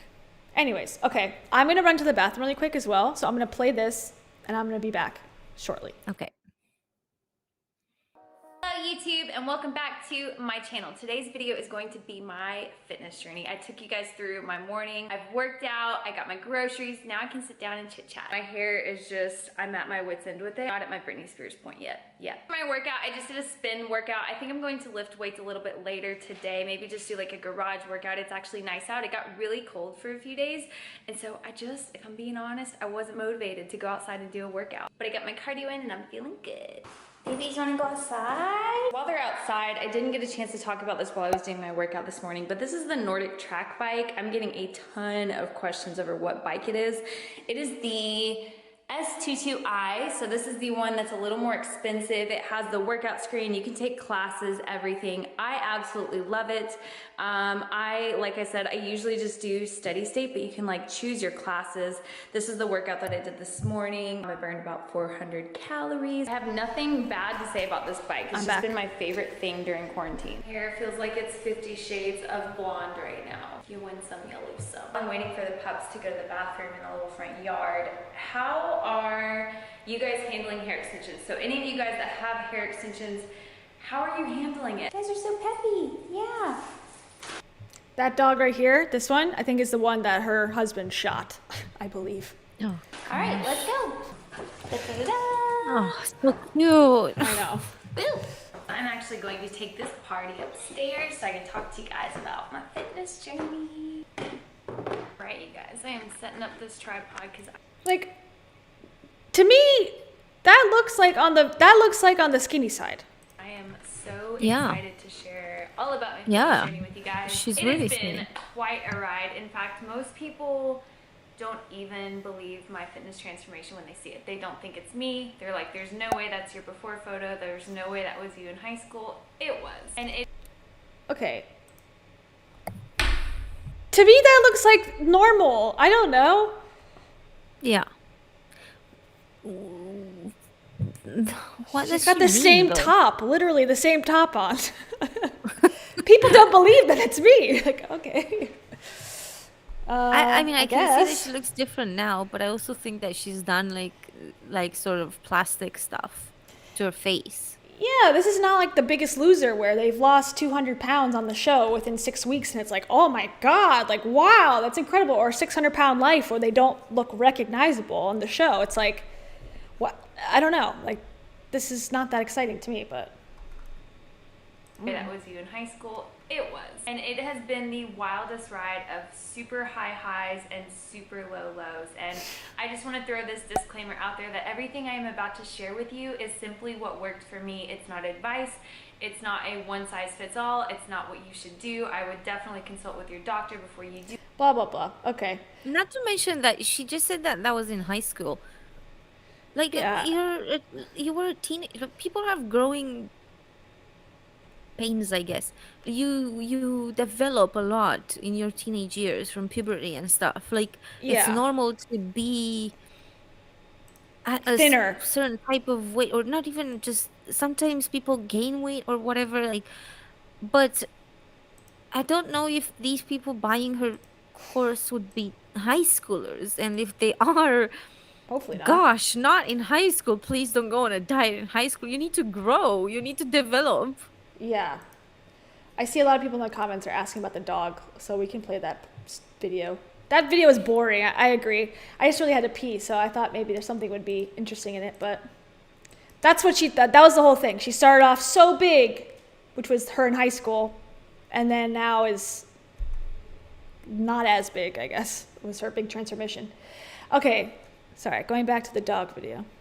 So yes, so in the video that we just showed, there's a little curly dog, look like a poodle or a labradoodle or something. Yeah, that's this story. So this is the hubby, her new husband, not her ex-husband. This is probably going to be the shortest video that I've ever made on my YouTube channel. I'm going to try to do it without breaking down completely. Yesterday, Jordan and I had to run to Lowe's. We had to run to Home Depot. I don't even remember which one. Lowe's.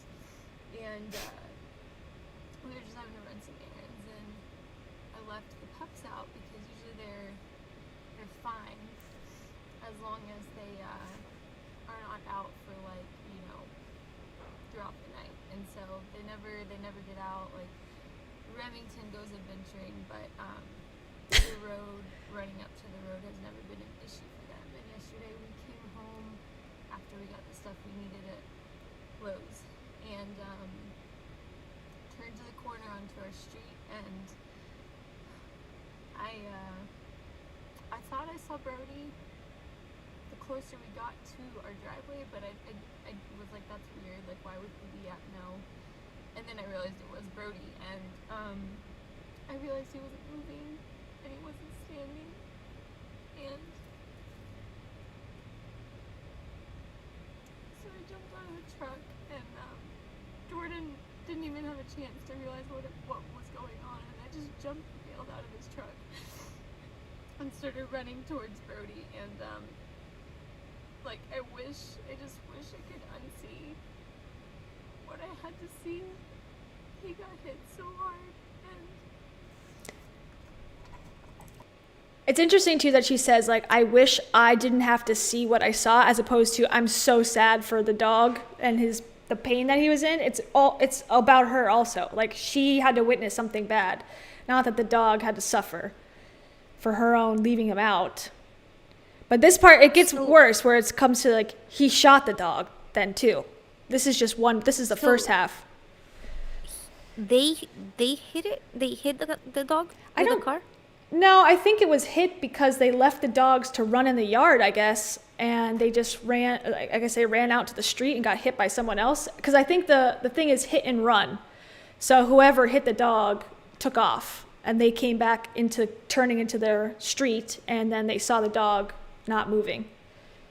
But why would you leave your dogs outside? That's like rule number 1. Like, go put the dogs in the house when you go to Lowe's first. Yeah. So it goes on. there was no saving him. It was so bad. Now that's the part too. It's like, if there was no saving him, it was so bad. It's like, why, if the dog's still alive, why wouldn't you take it to a vet? And I was a vet. Do you think that they were trying to spare his Yeah, that's what they say, but like, how do you know? I don't know. I guess I'm more like on the sense of like on the side of like try everything you can. Call 911 and say that you're in danger, and then like, you know, I don't know. I guess you shouldn't do that, but like I would call 911 and be like, oh my god, my dog just got hit by a car. My last thought would be, let's shoot it, ever in a million years. But Nothing prepares you for having to see your own dog go through that, and again, it's about her. And thank the Lord, no one was driving around that corner, because I didn't care. Like, I wasn't even paying attention. It was just like me, and I just wanted my dog back. And these other men pulled over and blocked the road off.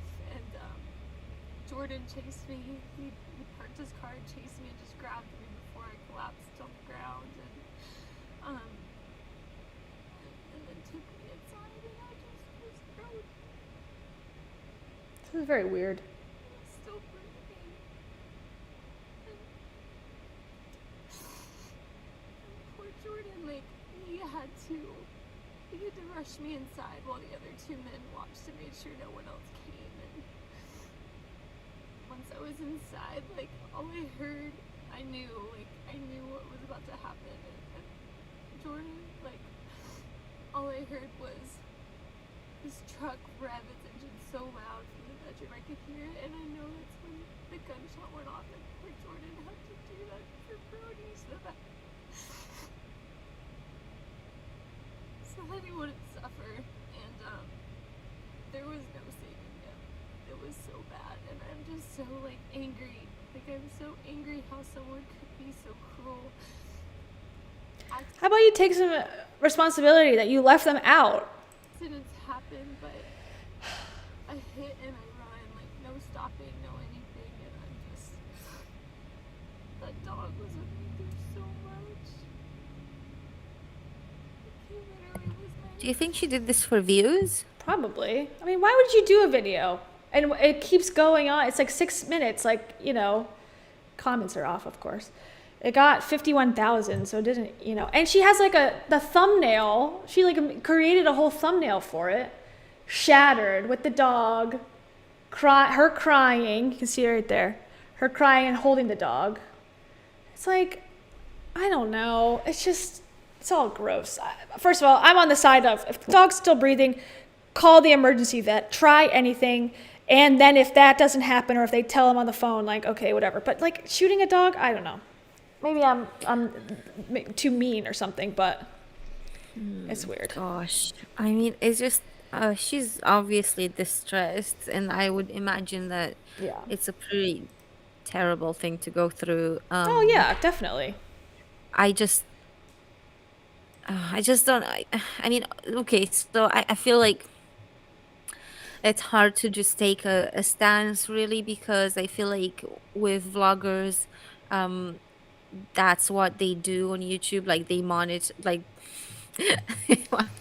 their life, but once you show you know, your life, and you show your animals and your kids all the time, then people start asking questions, like it happened with Micah Stoffer. That's why they came out to talk about Huxley.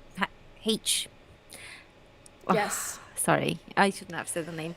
They only talked about H because the audience started to ask questions because they stopped seeing him in vlogs. So which is insane, because she would, you know, it's all like transparency. This is our life, our kooky, crazy life. We show you everything, the ins and outs, except for when we return our child after we just made a bunch of money off of the sponsorships and such.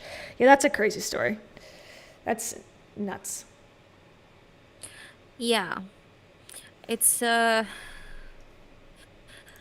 don't know. I feel like I don't think, even if I was a vlogger, that I would do like a dedicated video. With a thumbnail that says shattered with like a broken heart, and then be like, we were at Lowe's or like Home Depot. It was definitely Lowe's. It's like, okay, like who cares? I don't know. I guess like you're in distress. Yeah. You're not thinking about it. You're just like telling the story. But I think there needs to be some sort of, maybe just post a thing on Instagram, a picture, and say, you know, our dog unfortunately got hit by a car and died. Leave it at that. Why do you have to tell the whole story and how it affected you and how, like, other than views and engagement? That's all I can Yeah. say.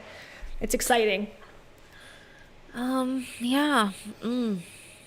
I don't know. I don't feel great about it. I feel like Yeah. Sorry, bringing the mood down. it was not a necessary video for her to make. I see. So some of the vloggers that I watched do share their life, and Sure. but for example, her name is Catherine Manning, and she like when it comes to like heavy subjects or things that are like very personal, very difficult to talk about, she will talk about them later. Like she doesn't do it right in that moment. Like she went through a separation from her husband, divorce, and you know, she continued with her regular content and stuff, and like 6 months later she just like made a video and talked about it from a different emotional Place. point, because Sure. yeah, exactly, because Yeah. it's not so fresh, and so she didn't Raw. try to monetize her divorce is what I'm trying to say. Yeah. So Which is good. I appreciate that she gave people an update, because of course, because people would be like, where's the husband, like, you know. It's a pretty big thing to hide. So But the thing, like, they deserve it though, because that's the whole thing. It's like if you're charging people, you know, even by attention, like if you're putting content out there and you're claiming like this is me, this is my life, this is how you're making money, it's unfair to then expect them not to ask questions like, oh, where's this person? They're all characters in your life and you've made it that way. So if you want privacy, be private, that's fine, but you can't have both worlds where it's like unfiltered adoration for your family and everything that you do, but also privacy. It's like you're gonna have to, I don't know, I think it's unfair to not be asked. That's the part that I feel is maybe somewhat unethical about vlogs and lifestyle content, because unlike a Hollywood TV show or whatever, where people are paid for their time to be there and everyone is properly compensated, and there's like rules, you can work this long and you have to take these many breaks or whatever. With vlogs and entertainers, like lifestyle influencers and stuff, like there's no, it's the Wild West. It's no, nobody knows how many hours do these people put on. Are they willing, do they want to be on camera, like when they're kids, like it is when with the Hollises and stuff, do they even know, are they old enough to be able to say no, and Yeah. if they don't want to be in it. And unfortunately, you know, when you watch a TV show, those things, like, let's say you are like me and you love Friends. I have a literal bottle of Friends. And I've watched that show like I don't know how many times. I have 10 seasons. Oh wow. And obviously when you have something that sells, I guess, and you have a vlog series that people love and stuff, you have that pressure. And I'm sure that, you know, to some extent, as a YouTuber, you see when the video is doing well and you want to do like a second part or a third part or sometimes even more. Sure. And with vloggers, that's something like that in their life what happens. So then when something is doing well, these people become a series. These events become like a TV series for us, and Totally. for the audience, it's like entertaining and they want to see more. But when those people are not actors, they're not like, you know, acting in their day-to-day life, you know. And that was very Sorry. apparent with I forget their name, but there's this family. Oh, there's so many like problematic families on YouTube. But one of them, the mother essentially was just like shoving a camera in her daughter's face, being like, "Oh my God, so you had your first period?" And Oh yeah. like, seriously, I know. That's so gross. that's so gross. And those people are not, they're not actors in them. They're like They're kids. children. They're in their personal daily life. And you're asking them to act and entertain people about their first period. Yeah. Like, and it's very hard to say where the line is, you know, with these things. I have personally never I can't do vlogs. I've tried to do vlogs, and even for Patreon, the best I've done was just insert a few clips, because I just, every time I'm like, home with my family or whatever, or we're doing something, my last thought is to take a camera and shove it in my mom and dad's face. Like, I don't want to do that. Yeah. Which I think is healthy. That's like, have some separation. It's like a balance of everything, like work life, personal life, balance it out as much as possible. Online life, private life, balance it out as much as possible. But when the money is so hot and people, like you said, react positively, it's so tempting to just, I think, make your whole life monetizable. But it comes at the consequence of, you're going to have judgment, you're going to have trolls and haters, and but I think that's part of the price of admission. Like, if you take a job as a cop or you take a job as a firefighter, there's risks involved. Like, there just is more than more risk than becoming a nail technician or something. Like, there's pros and cons to everything. But yeah, being a vlogger and sharing that and being authentic, or at least like manufactured authentic, you make a lot of money potentially. But then you lose out on having private moments because people are going to be demanding of your openness and posting and all that. So I guess we should be thankful that she didn't share videos of the dog yeah. dying or something. Yeah. Thank Oh my God. God, the bar is in the ground. It's like, She has another video too about the other dog. I didn't watch it. I don't know. She had a pit bull before, and it was about what happened to the pit bull, but I don't know if I want to watch that, just in case it's like the same story. Like, oh, my boyfriend killed this dog too. Oh my God. It was so my God, unexpected. that guy loves to take his pistol out or something. Well, that's a whole story. Yeah. Thank you, Rocio, for that. Okay, so just to wrap up the lawsuit part, and then we can talk about the Christian retreat part, because I think there's a lot of details that are interesting there. One woman, so this is some of the complaints I thought were kind of funny. There were supposed to be like check-ins for some of these plans where you get, you can ask questions, or, she was supposed to check in with your progress. And some of the texts were, "That's my girl, you're killing it. You've got this, babe." Like, okay, thanks. Appreciate it. That's $92 for that. And then she gave someone, allegedly, this is all alleged, because even if, through the lawsuit, until she's proven innocent or guilty, or not guilty or guilty, it's still alleged. So even though it's in, court documents, it's still alleged. She allegedly gave a consumer who began at 200 pounds, she almost passed out from inadequate nutrition based on the plan. So that was interesting. That we read about the ED stuff. I'm assuming there's way more stories, and that's probably just the only one that came forward to put it in the lawsuit. But I'm assuming that. Oh yeah, there's like, thousands. In order, sorry, allegedly, but like in order for this sort of influencer, for this sort of like fitness consultant to have any results, they do need to push some very strict or extreme diets.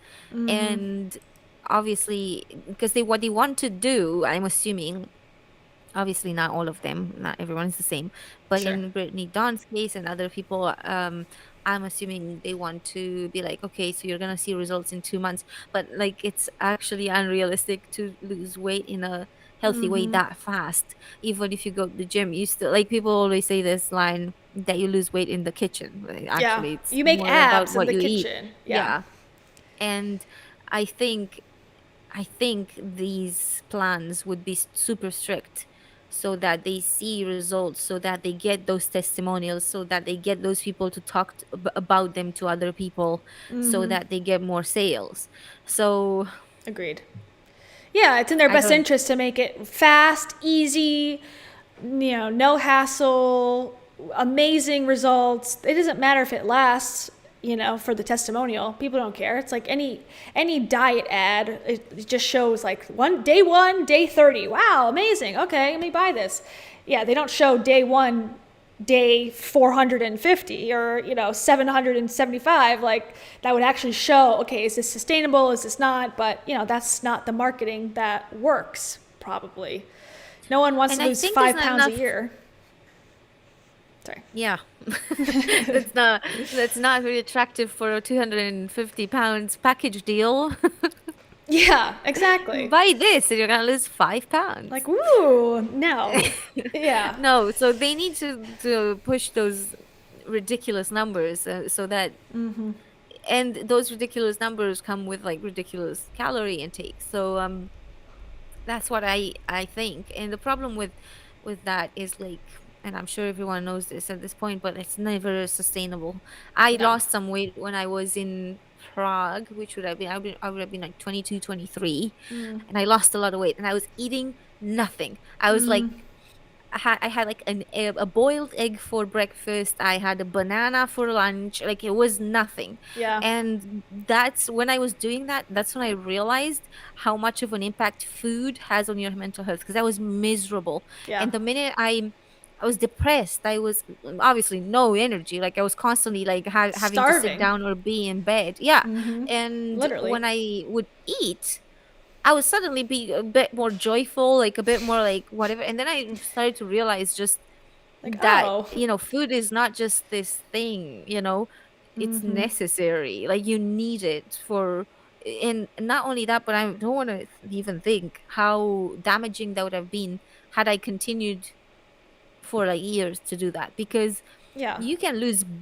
bone mass, you can lose like it's you're going Muscle. to potentially like diminish your lifespan by 10 years if not more because of stuff like that, because of fad diets and keto and I don't know what. Yeah, eating pepperoni as opposed Yeah. to a banana. It's like, okay, yeah, you could lose weight, but is that a really great plan for your life to just cut out all fruits from your diet? It's like, I don't think so. And in place of like butter and cheese, temporarily maybe to try it, I guess. But yeah, I don't think long term. I think you need everything, balance. You need to find the balance between getting the right medication if you have something where it's like your hormones are, out of whack or whatever. I think that's balance, food balance, exercise balance, and somewhere in the middle you find where you lie. And some people just have a resting body weight. Like, Yeah. your natural body weight is this range between, I don't know, 15 pounds or so. And you can fluctuate between that, but pretty much if you stay the course, you'll be in, that's how I feel. I'm like always in between like 10 to 15 pounds of this range. And that's it. And I'm fine. As long as I don't go crazy to, not eating or too much eating, like I won't go over and above. And that's fine. Like I don't need to be Yeah. up and down and shredded. And yeah, of course I would love to be, abs, but that would take Yeah. a lot of dedication that I also don't want to do. So Yeah, Screw it. and is it even worth it? Like at one point you're like miserable just for the look, and then Yeah. you only get one fiance. So yeah, he's fine with it. He's okay with me eating, I think. and for the also most part. people like tend to compare their bodies to like their way younger bodies too. Like I even found myself being like, oh my god, but I was like 23 and I looked like this, and then you're like, well, I'm 31 now, so I feel like It's natural. it's realistic to look different at 31 than I did at 23. And even in this case with Brittany Dawn, she's comparing herself to a body that is developing. Like a teenager Yeah. is not a fully, you've not reached adulthood in terms of your body, even in terms of your brain until 25. So like it's crazy, but those are the people that they might capitalize on, because those are the people with the biggest insecurities, like being a teenager, how awful that is. And I just I hate it. I hate that she just showed that picture from when she was a teenager. I know. It was just that, but it's like, I think it's not part of the drama, but it's part of the story. Like, oh, like I've achieved this amazing thing, but like when you watch it, it's not that. You didn't Yeah. start off in some sort of crazy deficit, but you try to appeal to someone who needs to lose 100 pounds or wants to lose 100 pounds to try to say like, I've been on the same journey as you. It's like, that is two different worlds, two different scenarios completely. To me, they're totally different, but you want to capitalize on every possible type of person. So you try to like really make it seem like, oh yeah, I really lost weight. It's like, you lost 10 pounds 5 years ago. It's fine. Okay, the final thing that I thought was interesting is that she got in trouble for, or potentially in trouble for, charging her clients a shipping fee, even though the nutrition and fitness plans were emailed. I did not get to this point. Oh my God. Yeah. She did not do that. Yes, shipping fee. Here's your email. So she's going to have to, my guess is that this is going to be settled out of court, most likely. Like, you take a settlement. But if not, maybe it will go to court, and maybe she'll like the attention from it. That would be kind of good, because this could be the beginning of influencer scams on the decline. If it does turn into she gets prosecuted and found guilty. Because more influencers need to be looked into, because totally they make outrageous claims, and come on, but lots of them are not backed by anything. They just make false advertisements essentially, and it's so easy too with like Facetune and shit like that to just make yourself look and a lot lighting and skinnier. Yeah. But I also think, and here's my hot take, and this is part of like what I want to start talking about generally on my channel too. It's not as much about the person, like the influencer, and I think they deserve to be punished definitely for doing scams. But as consumers of this type of content, we need to be a little bit better about asking for accreditation or certification, and really having higher standards for what we're purchasing, because people will promise you the world and give you a shipping fee to email you something. And yes, I think you deserve to have your money back and whatever, but also don't even give these people attention or time. It's like, I think part of the reason that they do so well is because of their fans. So it's almost like, I don't know, like personal responsibility of yourself to really be critical of these people. Even if they seem cute and skinny and fun, it's like, well, do I need to trust this woman with my fitness and health advice? Probably not. I agree. And I think this is why, as much as people criticize the commentary community, teach channels and stuff like that, this is why I think they're super important, because these are not people that are covered in the news unless something huge happens, like it is in this case. And there's the Micah Stoffer stuff was covered by traditional news. Most of the things we talk about that we find problematic are not covered in the news, and sometimes the news are like late to the party. Like we've talked about Rachel Hollis for I don't know how long until the New York Times caught on to it. Like you know what I mean? They needed a big moment, much bigger than the stuff that we considered problematic from day one, for them to jump on really board, be able to like put out a story. So it's important to have these commentary channels where we're being critical of things. And I'm not always critical in the sense that I think this is wrong. Like the other day I made a video about Gary Vee, and I was like, I'm not even sure why I'm angry at this. I don't know if you guys know, but he got divorced and he's dating allegedly someone. But yeah, he could totally be not divorced, because there's been no news of a divorce, but he suddenly just posted a picture with another girlfriend. So I don't know where his wife is in all of this. But his new girlfriend's another one that has a video, I lost 10 pounds, and made it sound like the most amazing story. Fitness influencer. She's also a fitness influencer, so I guess this applies. But basically, I was not even sure what to say, because like the thing is, he can get a new girlfriend, that's fine, but there's something really annoying, and I can't always put my finger on it. But I think it's important to even talk about these things, and sometimes like even when you read people's comments, it like starts to click a little bit better. But for me, when Gary Vee is pushing 100,000 videos on my Instagram, on my TikTok, in my YouTube feed, everywhere, and then suddenly I'm like, wait, he got divorced? Like when? And he could have potentially gotten divorced like 2 years ago. Yeah, you'd have no idea. No idea. And I'm like, So what's it's this Where all was just that fluff. content? I know. He's like, He's I like, work every minute of the day and I film it all. Well, what happened to the divorce? Or what happened to your wife and children? But it kind of makes me feel justified because he talks about like, hustle, hustle, hustle, and you can have it all. And it's like, no, you can't. You can't have it all. He's choosing work over having the traditional family life, which is his choice. But don't tell people you can have it all. You can do it all. You can't. Women have No. been told that forever, and it's just not true. You have to have a choice at some point, or your partner has to choose to sacrifice something. You can't do it all for forever. It doesn't work. Yeah. I've not seen it successful. he there was an article in Medium that he wrote a few years ago about his wife Lizzie.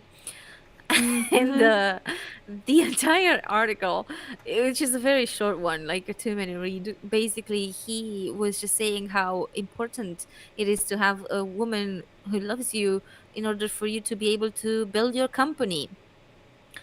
And some people have made the comments that maybe the hustle thing was before, and once he got his company off the ground and became successful, he probably started going on vacations with his family and That's what he claims. no whatever.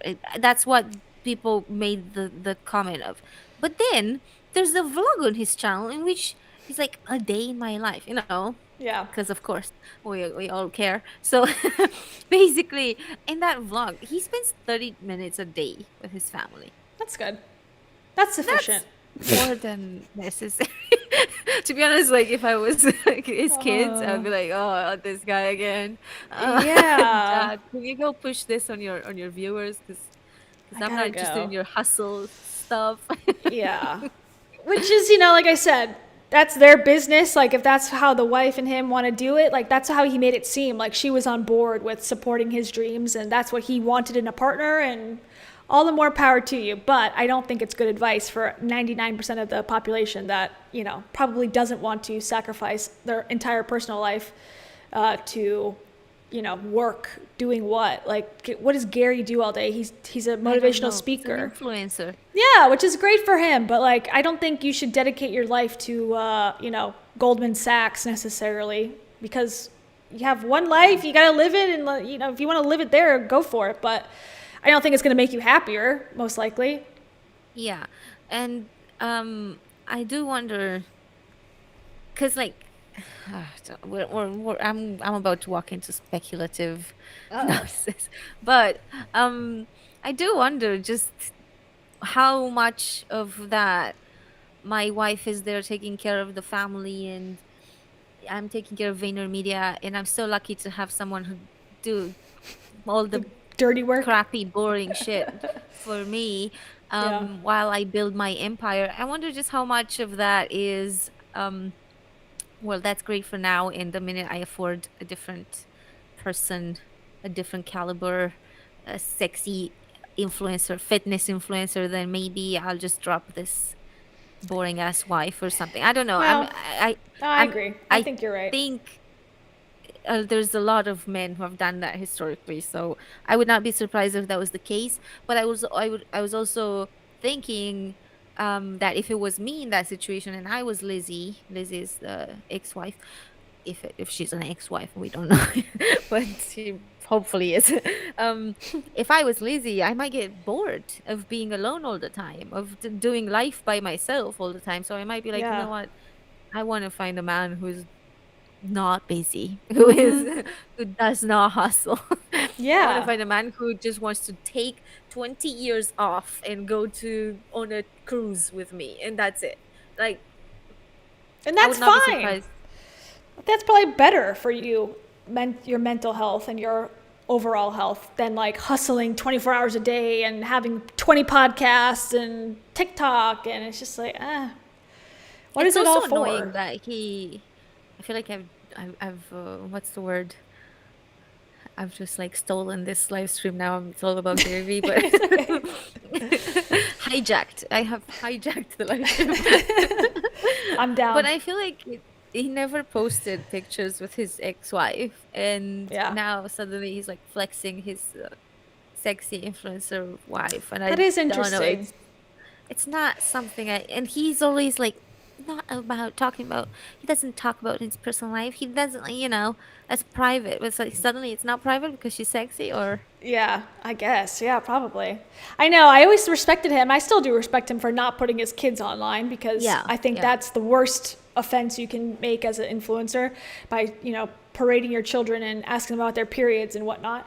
But yeah, it is odd that all of a sudden, he's coming out and she's somewhat younger. He's like, I think she's 10 years younger than him or so. And obviously, good, very good looking influencer type person as well. So it's more on his brand than just stay at home wife. And they never seem to match necessarily. But he never said relationships were important.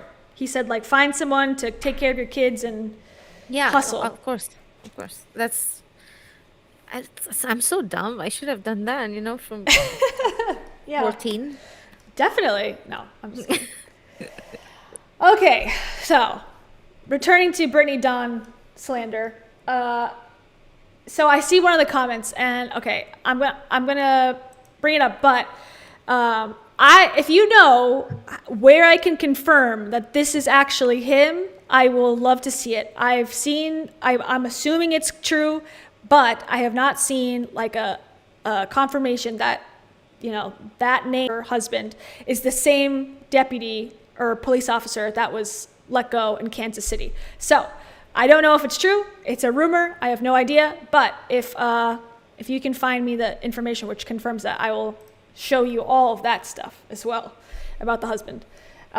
Okay, so let's talk about her transition from fitness into Christianity full force. So she got accused of mishandling her business as early as 2014, and 2019 is when she pivoted, I believe, to this Christian wifey content, I guess. So, and she also made headlines because of her saying that she's changing her aesthetic, and I believe this is what the video is talking about. I'm hoping that the volume doesn't go on. Okay.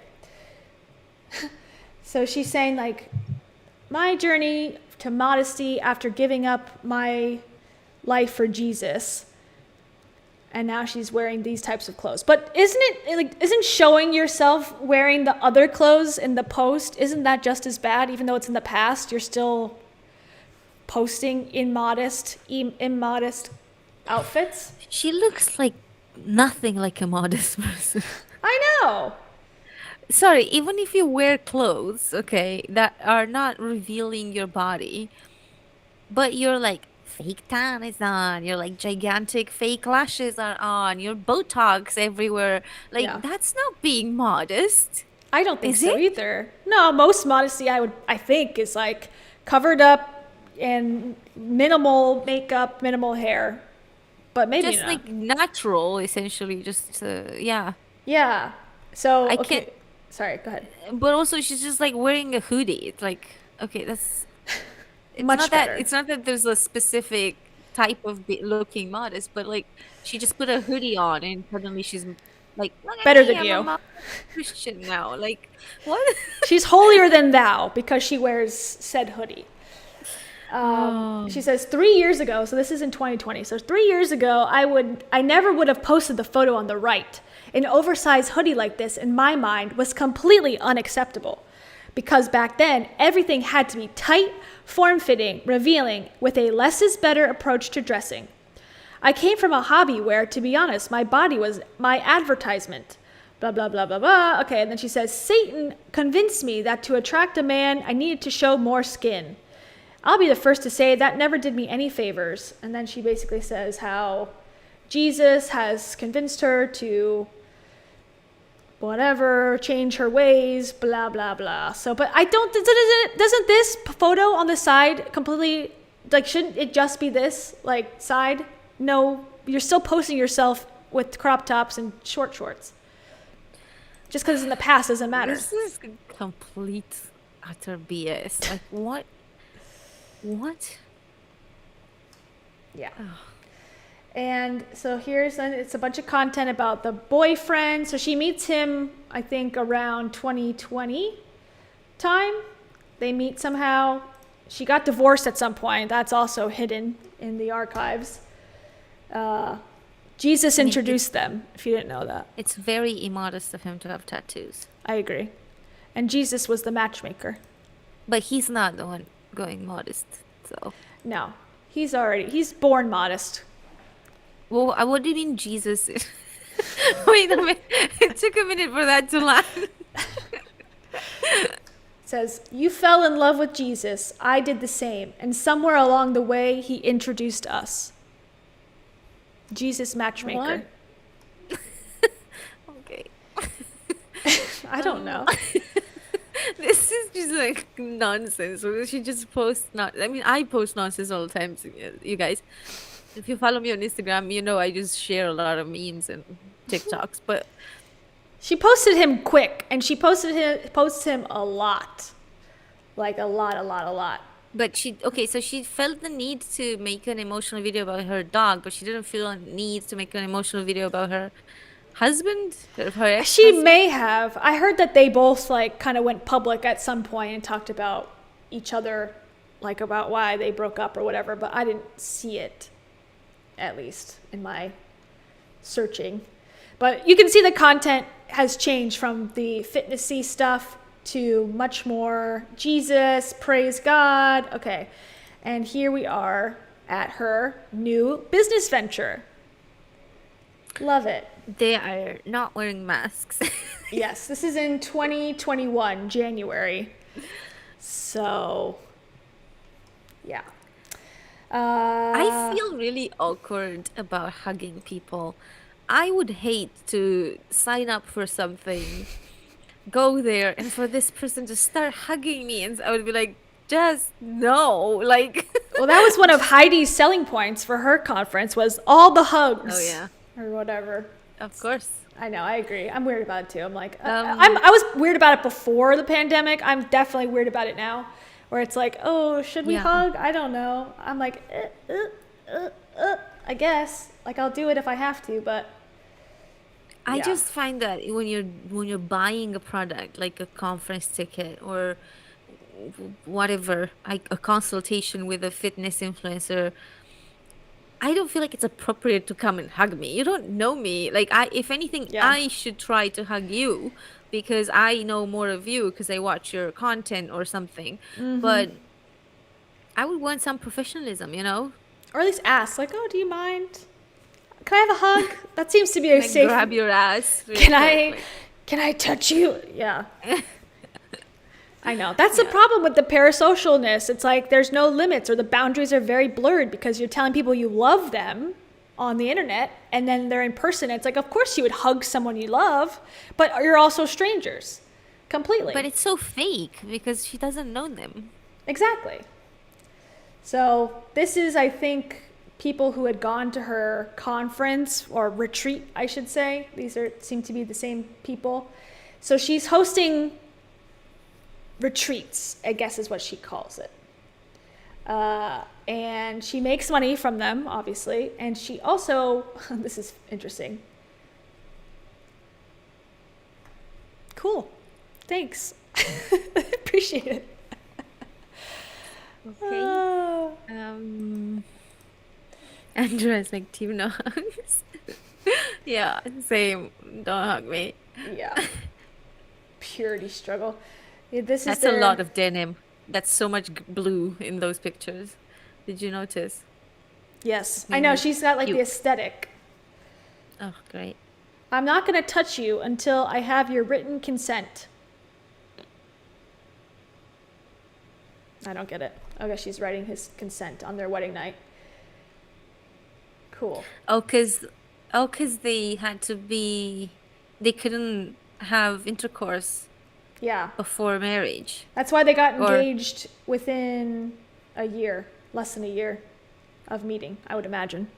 It's probably one of the top reasons. Christianity is just about not having any fun. Like, Yes. Repressing yourself I don't know. from activities. just dude, I don't know. Sex is fun. I've tried. How dare you? I know. Jesus will Unmarried demonetize woman. our stream. And she's been married before, so that's the whole thing. They've pretended that she wasn't married previously and already went through this whole experience with all this stuff. She got a car. So this is way past when the scandal was already happening. She traded in the Range Rover for her dream 4Runner.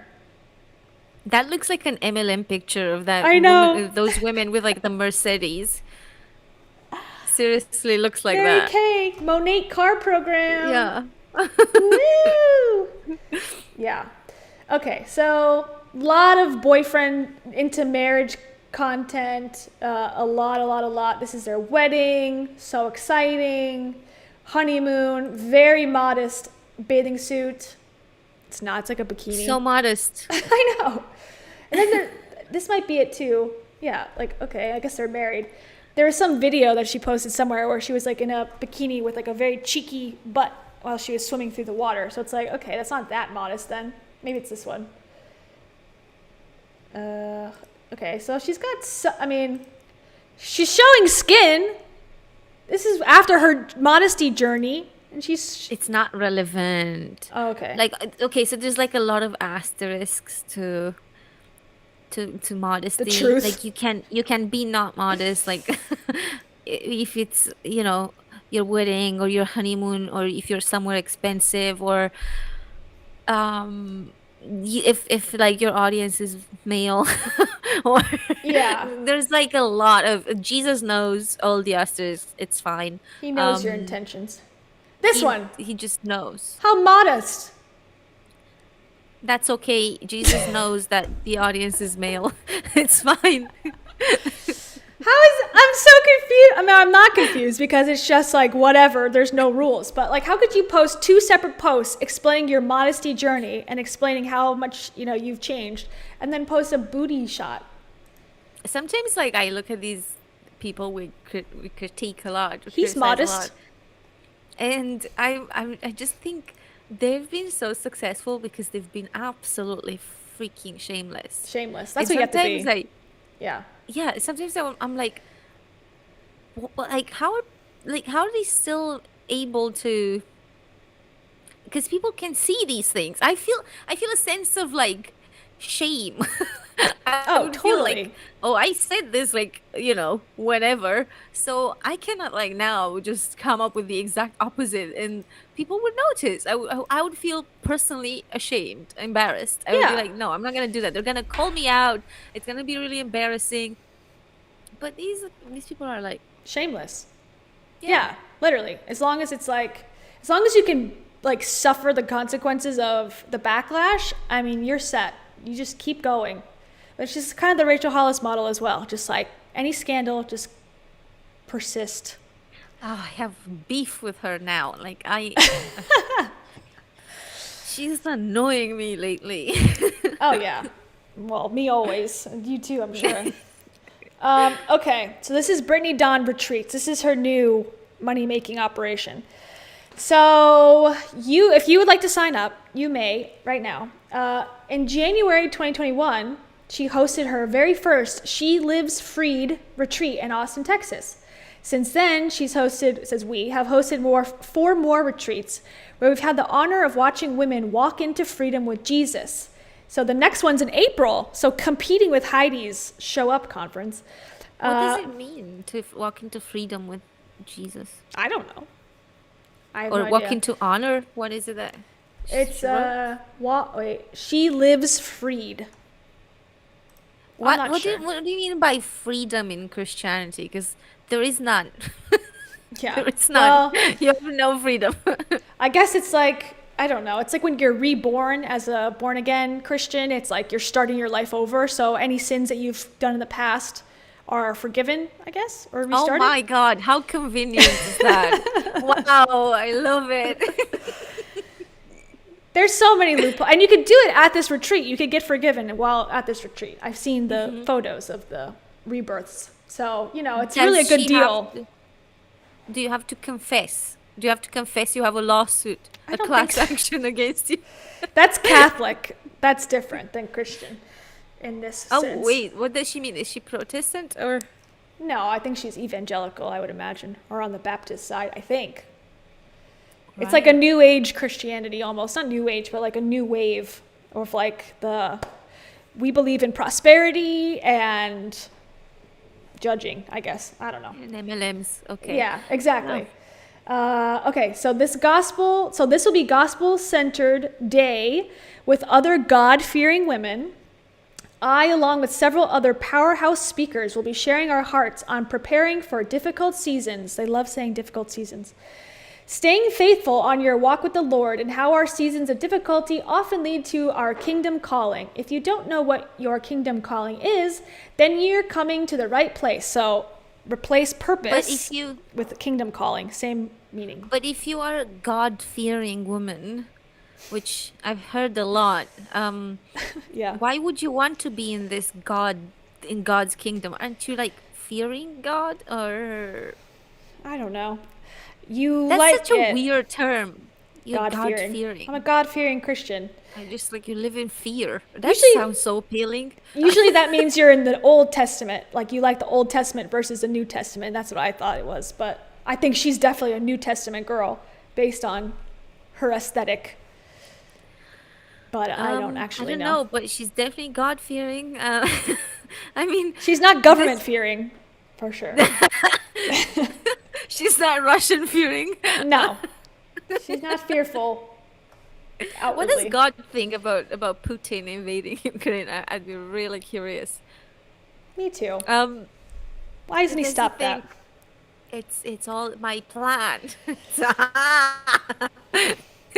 I mean, yeah, it's all these ways to like just justify, like, well, you know, I can't explain it, God's plan. But if something good happens to you, it's like God anointed me with this gift because I am superior. And if something happens wrong, it's like, well, this is here to teach me something. It's like you just justify everything that happens in your life. I think that's what it is, honestly. Like nothing goes wrong. It's just a lesson, blah, blah, blah, blah, blah, blah, blah. There was a French philosopher called Albert Camus. Some of you might have heard of him. He lived in the 20th century and he wrote a lot. And he talked about religion as philosophical unaliving oneself. Interesting. Because the way he explained it was so they talked about it in the framework of the absurd, that life is absurd, and Totally. that there's what are your solutions, like how do you beat how do you win, you know, because if everything is like so random, like what's the solution, you know? So some people's solution is religion, but his idea was very much that if you choose religion, then you essentially take a step back and because it's the idea that there's a higher power that has a plan for you, there's a destiny in place, so Yeah. it takes away from your free agency, it takes away from your urgency, from your responsibility as a human, because you're constantly going to justify it with no, God knows, like no, you know, and that you're not trying to solve the problem anymore, you're just whatever. Living. And maybe that's for the best in some cases, because I always think like if you were stuck in prison or something, like you kind of might as well have some sort of outwardly beliefs, because if you had to deal with that every day, it would be like, oh man, this sucks, like there's nothing exciting about this life. But for most people, yeah, I do wonder, I guess it's just tradition, like your parents told you that this is the truth and you grew up like that, and it just continues and continues. I wasn't really, my parents tried to raise me Catholic, but it didn't really stick, obviously. And, I feel like I'm more on the atheist side. I'm definitely atheist. I feel more like scared saying that because I feel like people judge, but it's true. It's like, I don't know. This is how I feel. I can't help it. If something, if there's a rapture and someone, I'm here by myself, I'll be like, damn, I was wrong. But also, I don't know. I feel like Christians have no problem saying like, I'm Christian, I'm proud of it. But as an atheist, I'm like, I better not say anything because then I'm going to be totally judged and hated. But, oh well. But the reality is I do find that it's it's a little unlikely that all these religions can exist at the same time. You can, because there's people who strongly believe in Islam, there's people who Totally. strongly believe in Christianity, and they are not always like, they have some things in common, but like in many many ways these are completely different things. Yeah. So it's hard to see both of them and be like, yeah, religion exists. It's like, it's very much like, no, these people think this and they follow these sets of rules, and these people follow these sets of rules, Yeah. and you can definitely like have your own set of rules and follow that, and that's your own moral compass, this dictating, rather than, and sometimes I would say it's probably better to have your own moral compass guiding you, because Yeah. I agree. I don't know, like God, like my own intuition talks to me, but God not so much. So Well, I I trust hate my that. intuition. I hate that when people say like, well, God told me this or the universe told me this and I just needed to tell you, because it takes all of the blame off of you or all the responsibility off of you. So if you said, hey, like in a restaurant, for example, if you just wanted to tell this woman, like you thought she was dressed provocatively, for some reason that was important for you to say to this person, you could take all of the blame off of you and go, well, God told me to tell you that you're dressed inappropriately. And I just wanted to come over here and say that God told you, you know, that this Yeah. is true. They suddenly are innocent. Yeah, or like, oh, my this retreat is going to be amazing because God put it on my heart to host this retreat. So then you have the added incentive if you're a believer, like, well, if God told her that it's going to be good and I'm reading this ad, it must be meant for me. So therefore, I have to go and blah, blah. It's just like, yeah, it takes away any need for credentialing or having, you know, anything to actually give to somebody. It's like, well, God said, so therefore it is. Yeah. So you essentially agree with Camus, and that's he wrote about this in The Myth of Sisyphus, which I'm sure you've heard about. Sisyphus, the guy who pushes a rock up the mountain forever. Oh, okay, yes. Yeah. So that's him. That's the one I mentioned earlier. Yeah. Interesting. Exactly. He thinks the same. He thinks like you're just essentially it's, I don't know if I should say the word, although we got demonetized already. So it's a philosophical unaliving oneself to think that to him. And Yeah. he also has two other arguments, but yeah, essentially that's one of them. And also I think, in my opinion, and I'm sure that this is a shared opinion by many people, but I find that people who not people, but these religions tend to push this rhetoric of like, believe and don't question things. And that sounds very MLM to me. Yeah. And the thing is, because why not question? Like, question everything. Why is it important to God for you to look modest and for you to wear modest clothes? Why? Like, why does God care about the freaking fabric you're putting on yourself? Like, why? Yeah. And why, one thing I always think of, and this is something I've thought of lately, it's like, why was the year whatever, you know, I don't even know when the Bible was written, like I don't know, 2000, I don't know what year, but when, you know, that time, that time when the Bible was written, so biblical time, where in, you know, the Middle East, all of these things were happening, all these religions were being written about and things were happening. Why that time? There was humans thousands of years before that lived in different places and different tribes in different ways and developed. And then just those like 30 years, all of the world's religions are written essentially, or like, you know, the not all of the religions, but that's when all the big stuff happens in this small time period. And then nothing since and nothing ever again. It just seems so odd. And it's the Old Testament was written between 1200 and 165 before Christ. And the New Testament, first century after Christ. So you need an update, you guys. I don't know if I feel like society has evolved a little bit. Maybe we should have some, you know, even with constitutions, you have like little asterisks that are added all the time because the law evolves.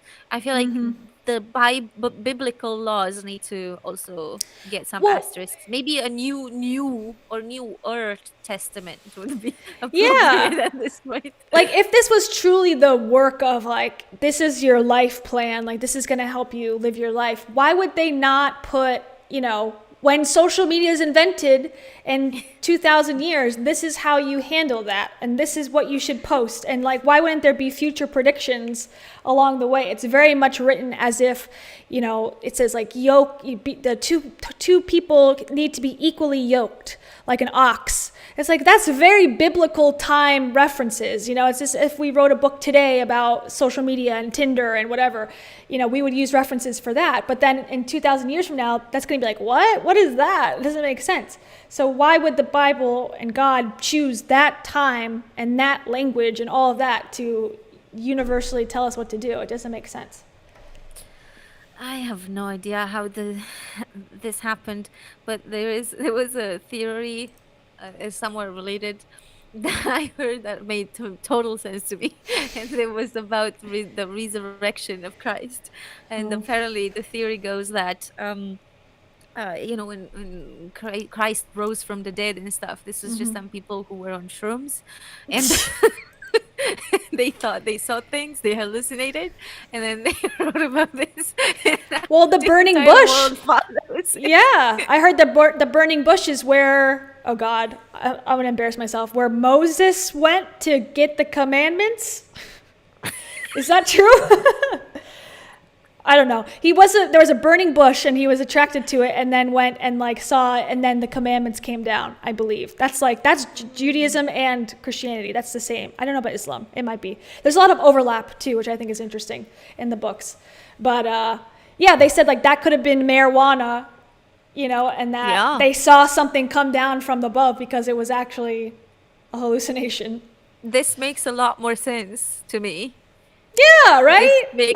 Because like everything written in the Bible could be like, if you were high, you'd be like, oh my God, life lesson. Ooh. And you're writing it on tablets. Write this down. Yeah. Oh my God, like this is so deep. Like, just imagine. Can you imagine? So this guy just has like water and then like touches it and suddenly it's wine. Like, oh my God, so deep. That'd be so cool. Write it down, dude. Write it down. That's another thing. And we're going on a total religious tangent, but I know. But I always wonder. Yeah, I know. Thanks, Brittany. But I mean, she's getting us to talk about religion, so I guess she's winning in this case. But when I think of the Bible and like, they say just believe. People will tell you if they're trying to recruit you into a Christian church, just believe. Jesus is here for you. Jesus is real. Believe in it. Don't question. But in biblical times, people didn't believe either, and Jesus showed them with his actions, walking on water, turning water into wine, showing like, look, I can do these things. He healed people with blindness and leprosy. He showed it so that people would go, oh my gosh, it's true. Why can't we have that? Why can't I be shown why can't Jesus show me like, look, I'm real? And I'd be like, okay, great. Like, I believe, but why now can we just have to just take everyone's word for it? It's probably easier to spike 12 apostles like drinks for them to go and write about how you healed someone. Yeah, true. Because you hallucinated it. That is to spike an entire planet's drinks with shrooms. I don't know. I don't know if that's how spiking works. But did you see this comment by Udo, I think? She says, why do they have to do it in association with a registered church to get the tax write-offs? And then I would add on top of that, why do you have to pay to be part of a church? You don't have to, technically. For some Mormons you do, but the rest you tithe. So you are willingly giving your donations, because the church can't technically, because of their tax exempt status, ask for money, I believe. It has to be donation based, but they will guilt you into it. I don't think it's like that in the UK. Let me just look it up. Yeah, I'm pretty sure. I haven't gone to a church in years. And Catholic church, you don't have to pay, but they send around the plate and you're supposed to give, a couple bucks or whatever. But a lot of the churches in the United States are big into politics. They support political parties. They are very involved in a lot of things that are real estate related and a bunch of other investments and things. So it's annoying that they're all tax exempt, and that's a big problem here, for sure.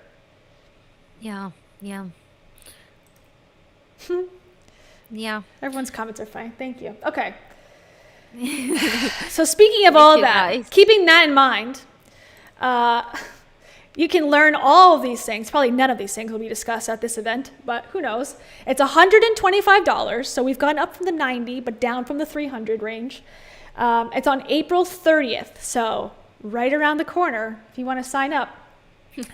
It's at the Social Space in Fort Worth. The price of $125, so it's only one day for $125. This price will cover your entry and dinner. We will have vendor booths, bring some cash if you want to buy their products, giveaways, a coffee cart, and more. Please keep in mind that this one-day event does not include your travel or stay. However, we do have room blocks at the AC Hotel, Aloft Hotel in Fort Worth. So, okay, and then all the details on the schedule, speakers, and more will be sent out in the coming weeks to each girl that is enrolled. Girl again, here we go. Girl that is enrolled. After you book your ticket, expect an email from the SLF team, which is her new company. It'll include our detailed schedule, what to bring, meals you'll be enjoying, and so much more. We are here to make sure you and your heart are ready to have one of the most incredible, Christ-focused, gospel-centered weekends. Okay, so it's breakfast, coffee, introductions, morning worship, first speaker, breakout sessions, lunch and booths, second speaker, dating and marriage panel, great, dinner, worship, closing, regards, and goodbyes. And here are some photos. Oh And my God. I don't know if you've been to an event like this in person. I have for work, and it was shocking to me. A lot of demon resurrections I witnessed. It was interesting, and I was uncomfortable, to be quite honest, but I tried to just not look, I guess. Yeah.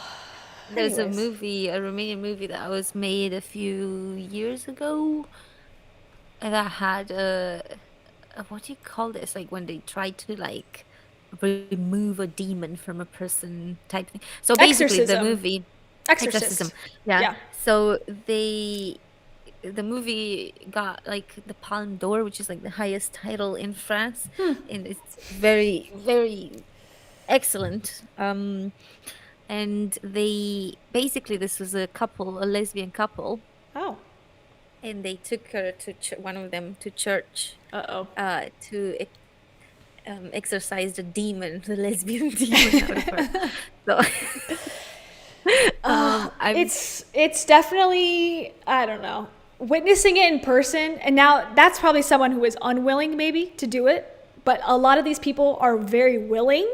They walk forward themselves and say that they have demons, but it's quite shocking when you're in a room of like 1,000 people and someone all of a sudden out of nowhere just goes, "Ah!" and like screams at the top of their lungs, and you're like, oh my God, but no one else is worried. It's only like the people who are not religious that are like, what the hell? What's going on? And they're like, oh, she's fine. She's convulsing on the floor because she's getting rid of the demons.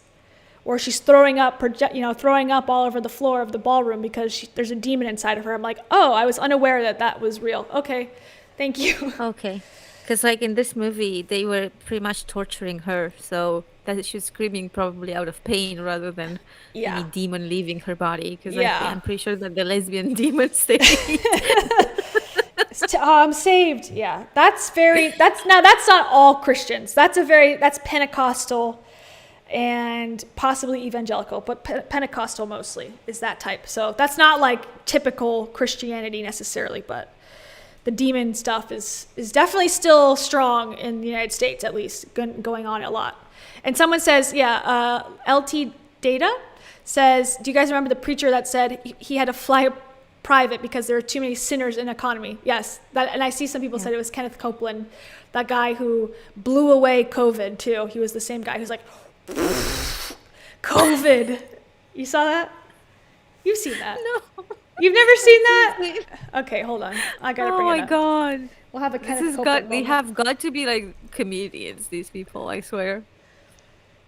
There's an Instagram account I'll show you too. It's like preachers in sneakers, and it's like preachers and pastors who have like Louboutin shoes and I like mean, Yeezys and like the most it's not expensive what outfits. modesty doesn't mean you go cheap, okay? Oh, okay. You go full no, you go full on. You spend a lot of money. That's modesty is more a state of mind. See, Catholics are dumb. Like, no, I shouldn't say that. Catholics messed up though, because to be like a nun or a priest, you have to take a vow of celibacy and a vow of poverty. It's like, man, if you had to choose, you should choose the one that you get the Yeezys, man. Jeez, I just don't understand why people like these like awful lives. Like, what do people have against fun? Like, what exactly? Well, they is do it wrong all. with, like, They have fun. It's the people that they're telling what to do don't have fun. Okay, here we go. oh, I think I have seen them. COVID-19.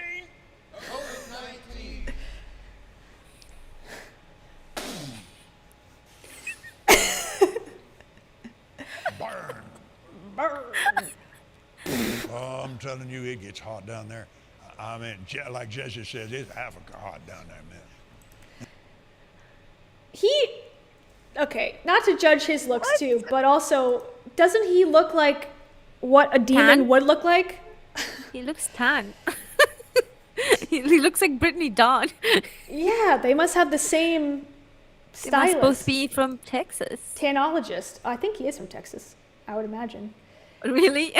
Probably. I don't know. He's from somewhere in the South, I would imagine. But that's Kenneth Copeland. He's very rich. He has like, I think his net worth is like some insanity amount, like $30 million or something. Wow. Okay, $760 million Kenneth Copeland's worth. Just being a priest or whatever this is, a preacher, seems very, very profitable. Had I known, I might have chosen a different career path. He lives in a tax-free Texas mansion. Who could have... Oh, well, dang. Well, could've that's guessed? nice. Yeah, well, Who I don't needs even a have church enough when money you to can- pay for this article Yeah. to read about him. Oh no. We should have taken some advice. We should. Can we? Let's try preaching something. I don't know. We are. Preach toxic. No, not toxic. Preach like healthy negativity. Yeah. Toxic positivity. The secret. But instead of blowing air, you fart. Rachel Hollis. The Church of Reality. I don't know. Oh my god.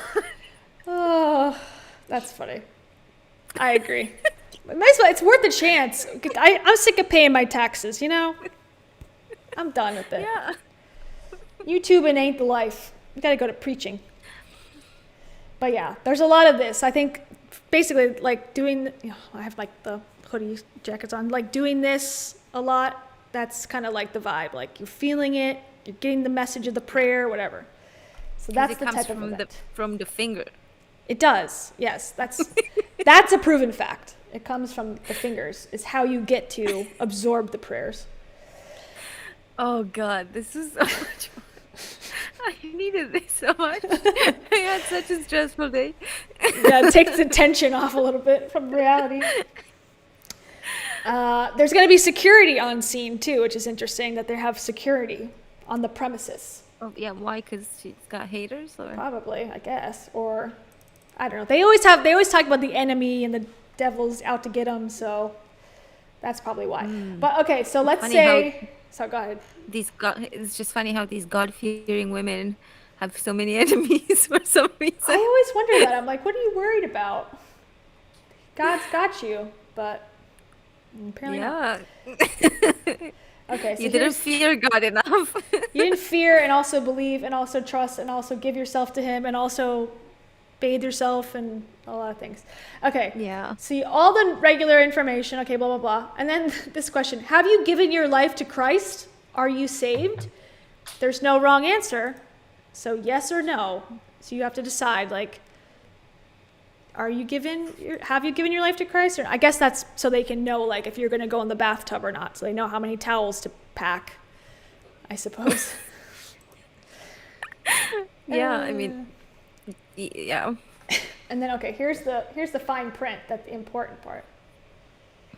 The contract. Okay, so you are committing to Brittany Dawn, whatever. Okay. You have to manifesting. You agree to be bound and abide by this agreement and any amendments thereto. Read this agreement carefully before manifesting your assent. I'm assuming that's legal jargon, but it sounds very self-helpy.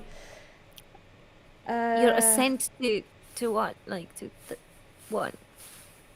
Like essential, like a financial assent, or I don't know. what kind of assent are you achieving through this manifestation? Yeah, basically, you're manifesting your rights away for bringing a lawsuit or class action, which is stated very clearly in caps here. It didn't work for her. Well, she ain't making that mistake twice. She's going to put it at the top, like, okay, you have no rights to organize a lawsuit here. It's $125. Okay, basically says same thing. You have to complete the retreat package purchase on the website, and then you have to get your email, and then you can ask for additional information. Okay, whatever. And it's subject to change. Okay, and any reason. Yeah. I mean, she's got fine print, which is probably what she didn't have before. Yeah, So I think that's. I guess she assented slightly, Yeah. being a more ethical. business boss babe.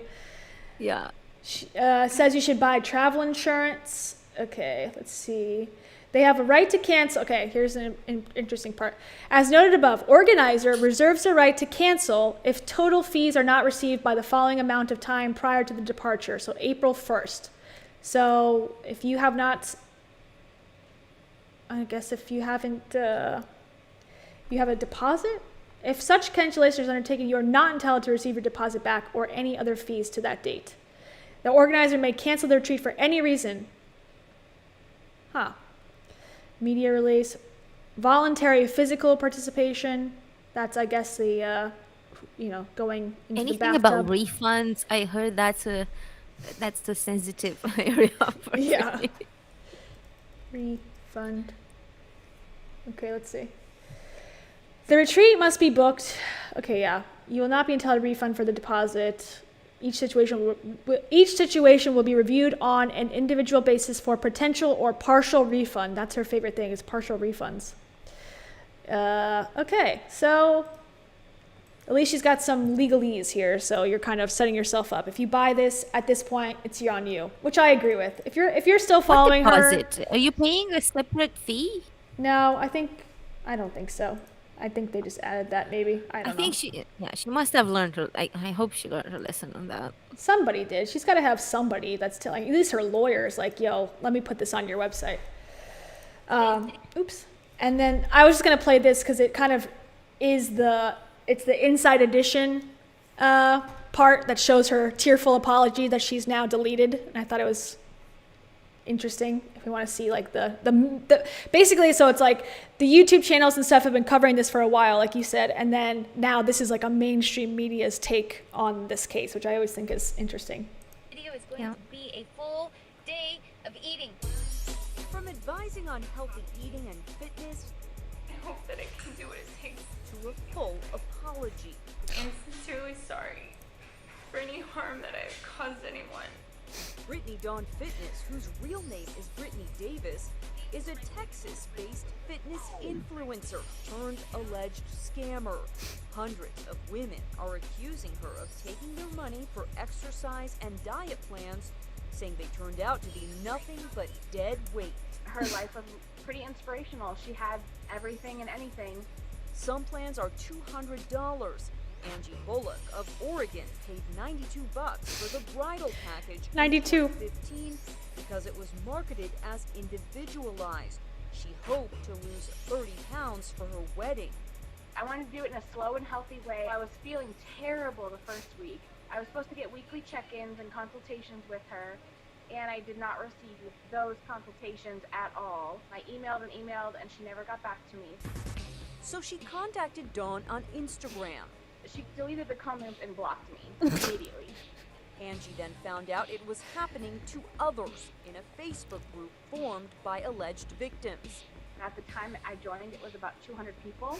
I think it's up to 4,500. Dawn's Yelp page has a 1-star rating. Mounting complaints led to this. I apologize to anyone who feels like they got scammed from me. I was not only a coach, but also the sole content creator, customer service, business owner, YouTuber, financial Can we pause for a advisor, and second? I apologize if you feel like you got scammed. I know. Isn't that the most gaslighty apology? I'm sorry if you feel that way. That's your feelings, not mine. I don't feel that way. I'm sorry you feel that way. I personally know. So thank you for coming to my TED Talk. And she's reading it off her phone, and you can hear like the dryer in the background. It's like you really couldn't find a better location, an audio area to do this in. I mean, she's taken a leaf from Laura Lee's apology video. I don't know if you know Laura Lee is the OG apologist. Oh yeah. She's the one with the fake tear. She was like wiping tears. Oh yeah, like you guys. Yeah. Yeah, I've seen that. So I kind of feel like Brittany is doing this because she's trying to make her voice sound like she's crying, but there's no crying, so the voice is fine. Yeah. I'm really sorry if you feel like you deserve an apology from me, but I don't give a shit. Oh wait, sorry, delete. Okay. And also, I'm really sorry if you feel like this stream has gone on too long. I don't care. sorry to everyone for talking If crap. you feel like that. Yeah. If you feel like our discussion of religious philosophy was too intense, sorry for you. I guess. I just want to say nothing. I want to ascend financially.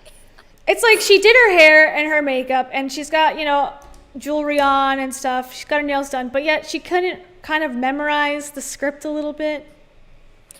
I mean, it's more authentic when you read it from what your legal team has written. Yeah. And I think she got a legal team because what her arguments are pretty strong, but I don't think they came from her because basically, like she said, like she was not just the fitness influencer, she was also the financial person, the content creator, the social media. So they're trying to make it seem like she was one person for a whole company's worth of jobs. How could she ever possibly be able to keep up with the pace? And it's more of a mistake of business rather than her being a scam artist. But I don't know if that's going to hold up in court. Yeah. Because do a different business then. Do like a non-personalized fitness plan and call it a day. But you can't charge as much for that, I guess. So that's why she didn't want to do that one. Anyways, okay, let's see the rest of the apology. It's really well and authentic apology. only a coach, but also the sole content creator, customer service, business owner, YouTuber, financial advisor, and everything else that comes with every business. I now realize that I should have had more help and that this is a lesson that I am having to now learn the hard way, and for that, again, I am sorry. She said she made a mistake, but how can you make that mistake for 4 years? Dawn told unhappy Wow. customers to email her with proof of purchase and she'd refund them. She sent me a partial refund of $23 out of 92 that she owed me. Why? And I sent her back that it's not acceptable. I did not. Angie eventually got the full refund, but she wants Dawn to step away from the fitness business. We just want Brittany to get help. We want her to stop She ascended the fitness people on business. nutrition and fitness because she is not qualified. And we want her to stop taking people's money for it. She preys on women who are insecure and vulnerable and want to lose weight, and she preys on people that have eating disorders, which is pretty disgusting to me. In an email to InsideEdition.com, Dawn wrote, quote, "I know that I have destroyed my reputation through inaction and lack of communication. I own it and am attempting to make things right the best I can." It's a little When responsibility. you're given an opportunity like this, you would be stupid not to take it and run with it. And unfortunately, I ran too fast for one person. Dawn's alleged victims have discussed filing a class action lawsuit. They've also contacted the Fair Trade Commission and the Internal Revenue Service. For InsideEdition.com, I'm Lisa Wojcicki. Dang. Okay. So she deleted that Nice. that video that was featured in this video.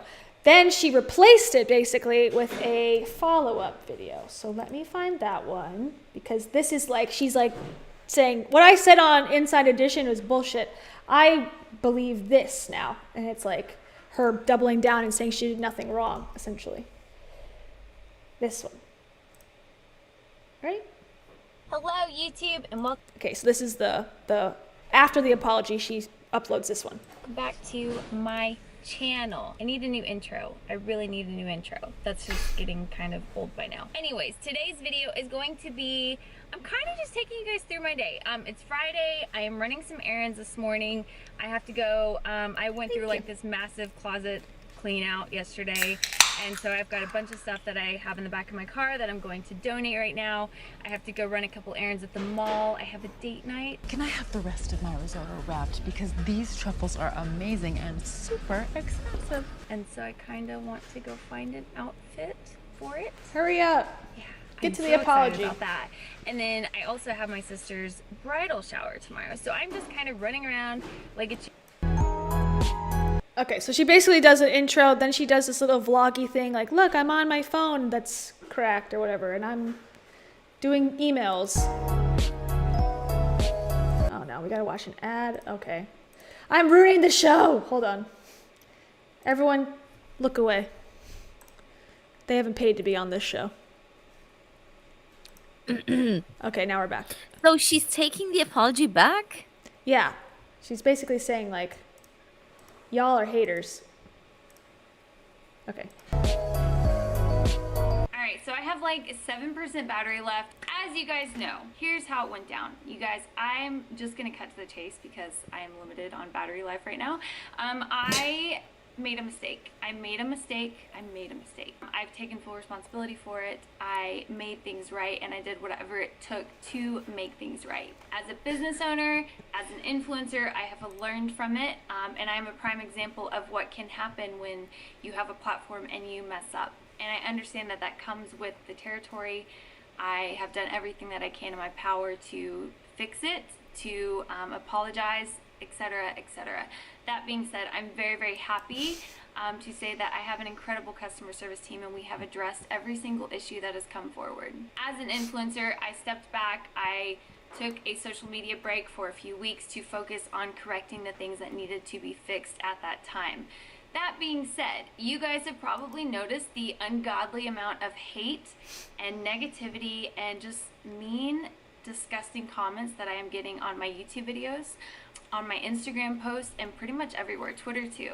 On an Instagram story a few weeks ago, I stated Twitter that too. I was no longer deleting comments, that I was no longer blocking people, and I'm going to stay true to my word on that. That being said, there are pretty sickening things being said about me on posts, on YouTube videos, whatever the case may be, and I'm not here to play victim. That comes with being an influencer. I get that.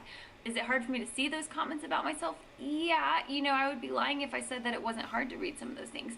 We're all human. We all feel things. A few weeks ago, I was really letting those comments get to me. Like, really. It was really hitting me hard. It was weighing heavy on my heart. But I am in a phase now where you, trolls Brittany. will be trolls. Trolls will be trolls, baby. Yeah. This So- isn't trolls though. I know. This is not trolls. These are people who who bought things from you. These are fans. Your fans. I know. I hate when people call their fans trolls. It's like, you don't understand the word of troll and what that means. No, because obviously the minute they're being criticized, the fans become trolls in their mind. Because Yeah. like, how could a brainwashed person ever criticize them? No, they're not. The thing is, I feel like she's really trying to brush this off. Like, the thing is, it's several people who messaged her over and over again saying, give me the money back, do this. So she had multiple opportunities to fix things. Probably, I don't know how many, but like, there will be a lot of opportunities. When somebody messages you, and you're offering them like a Partial refund or whatever. $23 refund or whatever, don't you Yeah. also try to appease them and be like, if you see Like, they insist and okay. stuff. But she's not a good person who's trying to fix it, and just like, Yeah. she's just. And imagine, okay, so let's say this happened the first time and you're like, okay, I'm protecting, I don't know, whatever the fuck she was thinking that made her not give her the refund. I don't know. She probably But spent let's the say- money, honestly. She probably, oh, there's the picture I was looking for all day. She probably I spent the don't money. know. That was, Even if you spend the money, just give it from your own money. Duh. But like, I think what's happened, let's say that happened the first time, but then the second time happens, a third time happens, you don't start to like raise, like, you don't start to have questions. You're like, oh, okay, wait a minute, what do I need to do? Because like, yeah. people are upset with me. Lots of people are upset with me, messaging me, wanting their money back, saying that I did this and that. Don't you want to then apologize? Not after like a freaking lawsuit has already happened. Well, I guess it's like you're only really sorry that you got caught, not that it happened, She doesn't really ever say like, I, thought whatever. She never addresses like the actual issue, which was the ED thing about not, correctly dealing with that and those customers, not personalizing the things. Like, she never doesn't address those. In reality, she's kind of just like, well, I made mistakes. My customer service team is here now. Get over it. Or don't. I don't also care. want to see some sort of acknowledgement that people were hurt. That, Yeah. she might have hurt people with her plans, and I agree. people who had EDs probably suffered because of that. I all I heard is like, just leave me alone, just leave me alone. There's so many trolls. Like, That's how they all are. That's how they all are. the thing is, it makes me really happy that she got some consequences from this, because at least it shows, like, you know what, like, being honest and doing it the right way, while it might be more difficult and cost you money, but just taking it every one person at a time and apologizing, whatever, would have helped her keep a career. Yeah, I agree. She would have not needed to drop her career completely from being a fitness influencer, had she taken it one by one and be like, I'm sorry, and here's your money back. And, but just dealt with she it. refused to. Yeah. I agree. Yeah, why would you not do that? I think they're all about the short term. Like, let me just make a super high amount of money real quick, and then I don't care. Yeah. Did I also tell you that she has an Arbonne account? Oh, of course she has. I am not even shocked. I'm not even shocked. But I mean, one, she's in the sorry, go ahead. Mormon church or something. She's not a Mormon. They don't do seances in Mormonism. They have a whole different thing. Okay, this is something that we haven't talked about yet that I saw people were bringing up in the chat that I think is important to mention. So she's involved with this dude who she collected money for, or is a part of collecting money for. This guy, James. Okay, so I gotta find, there's a whole Instagram, and I thought it was on her account, but I can't find it, where basically this guy here went to their church or something, and he didn't have money, so they took him to Walmart and blah, blah, blah. It's very similar to that story where the woman claims that this guy, homeless guy, walked up and got her gas for her car, and then it turned out to be a whole scam. Remember that one? From like a couple years ago?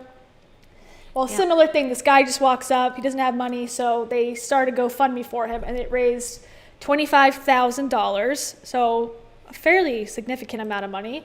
It's run by her husband now, the Jordan Nelson from Fort Worth.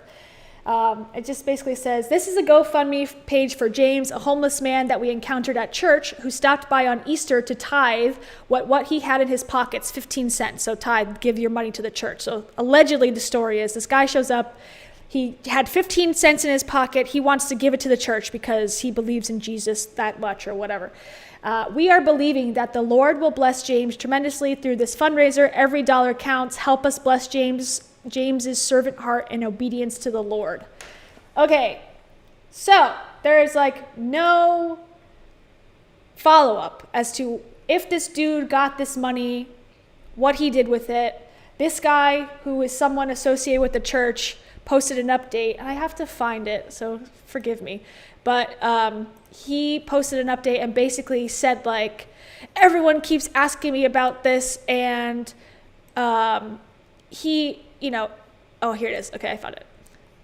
Stand by. And, you know, there's been lots of good times, but there's been bad times too. And he kind of alludes to the fact that, like, this guy's been difficult to deal with. It's like, if he's got 15 cents in his pocket, I would imagine that this guy probably has, you know, some issues at hand.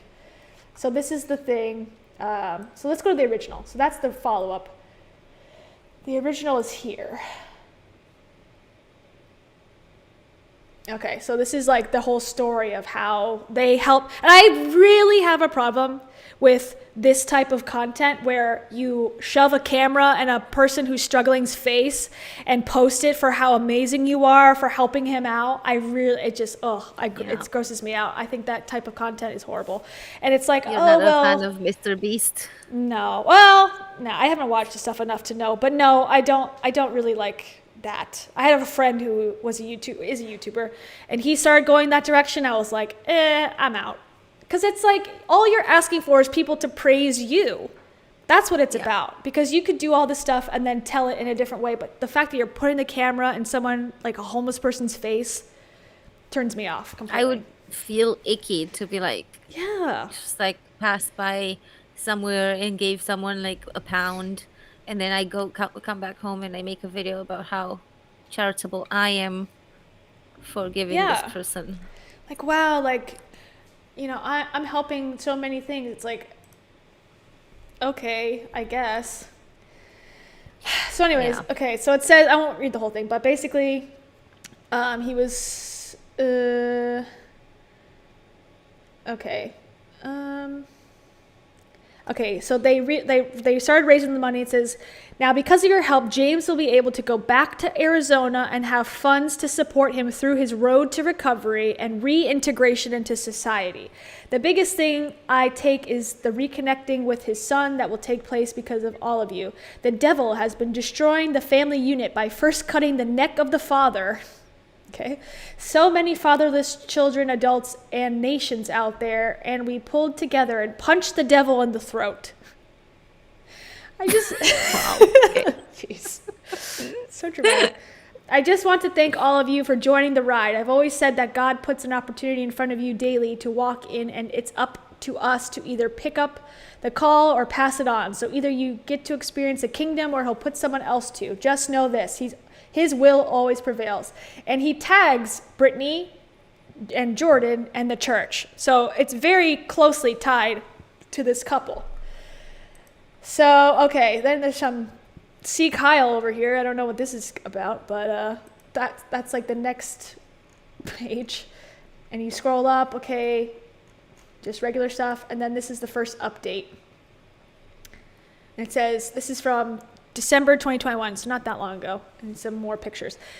I have been asked about James left and right. Truth is, it wasn't all fun. Who said it was supposed to be all fun? A man who needs rehabilitation. It's a way to start it. Yeah.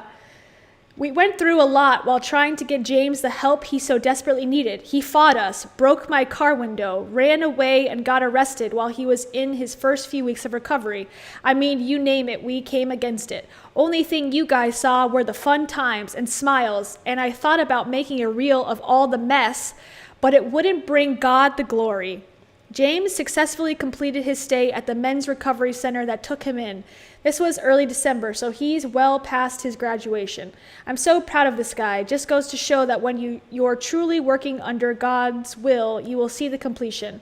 I want to thank every one of you that donated and helped my dude out. Let's do it again. And again, tagged real Brittany Dawn, but took the comments off, so you can't comment or read any of the comments. That is such a weird post. It goes in like this Yeah. weird direction. Like, oh, it wasn't all fun. This happened. I'm so proud of James. Like, Where is he? Where'd the money go? That's what I how want to can know. you both be like, he's doing this, he's breaking, is essentially accusing him of these things. Yeah. And then be like, I'm so proud of him. Like, it just feels contradictory. Odd. Yeah, I know. And it's like, this guy, as many problems as he may or may not have, it's like really none of anyone's business. But I think because it's a public thing, they should at least post a photo of him holding the cash or something and go, okay, he's gotten the money, or we put it in an account, or some sort of like transparency. But they really are like, oh, he went to a rehab program. And I don't know the specifics, but I saw on Reddit, now this is not confirmed, this is obviously just rumor, but someone was saying the rehab program was a free program, and that, Yeah, this is what I'm thinking actually. Like, I don't know if he even went to rehab. It feels like a thing.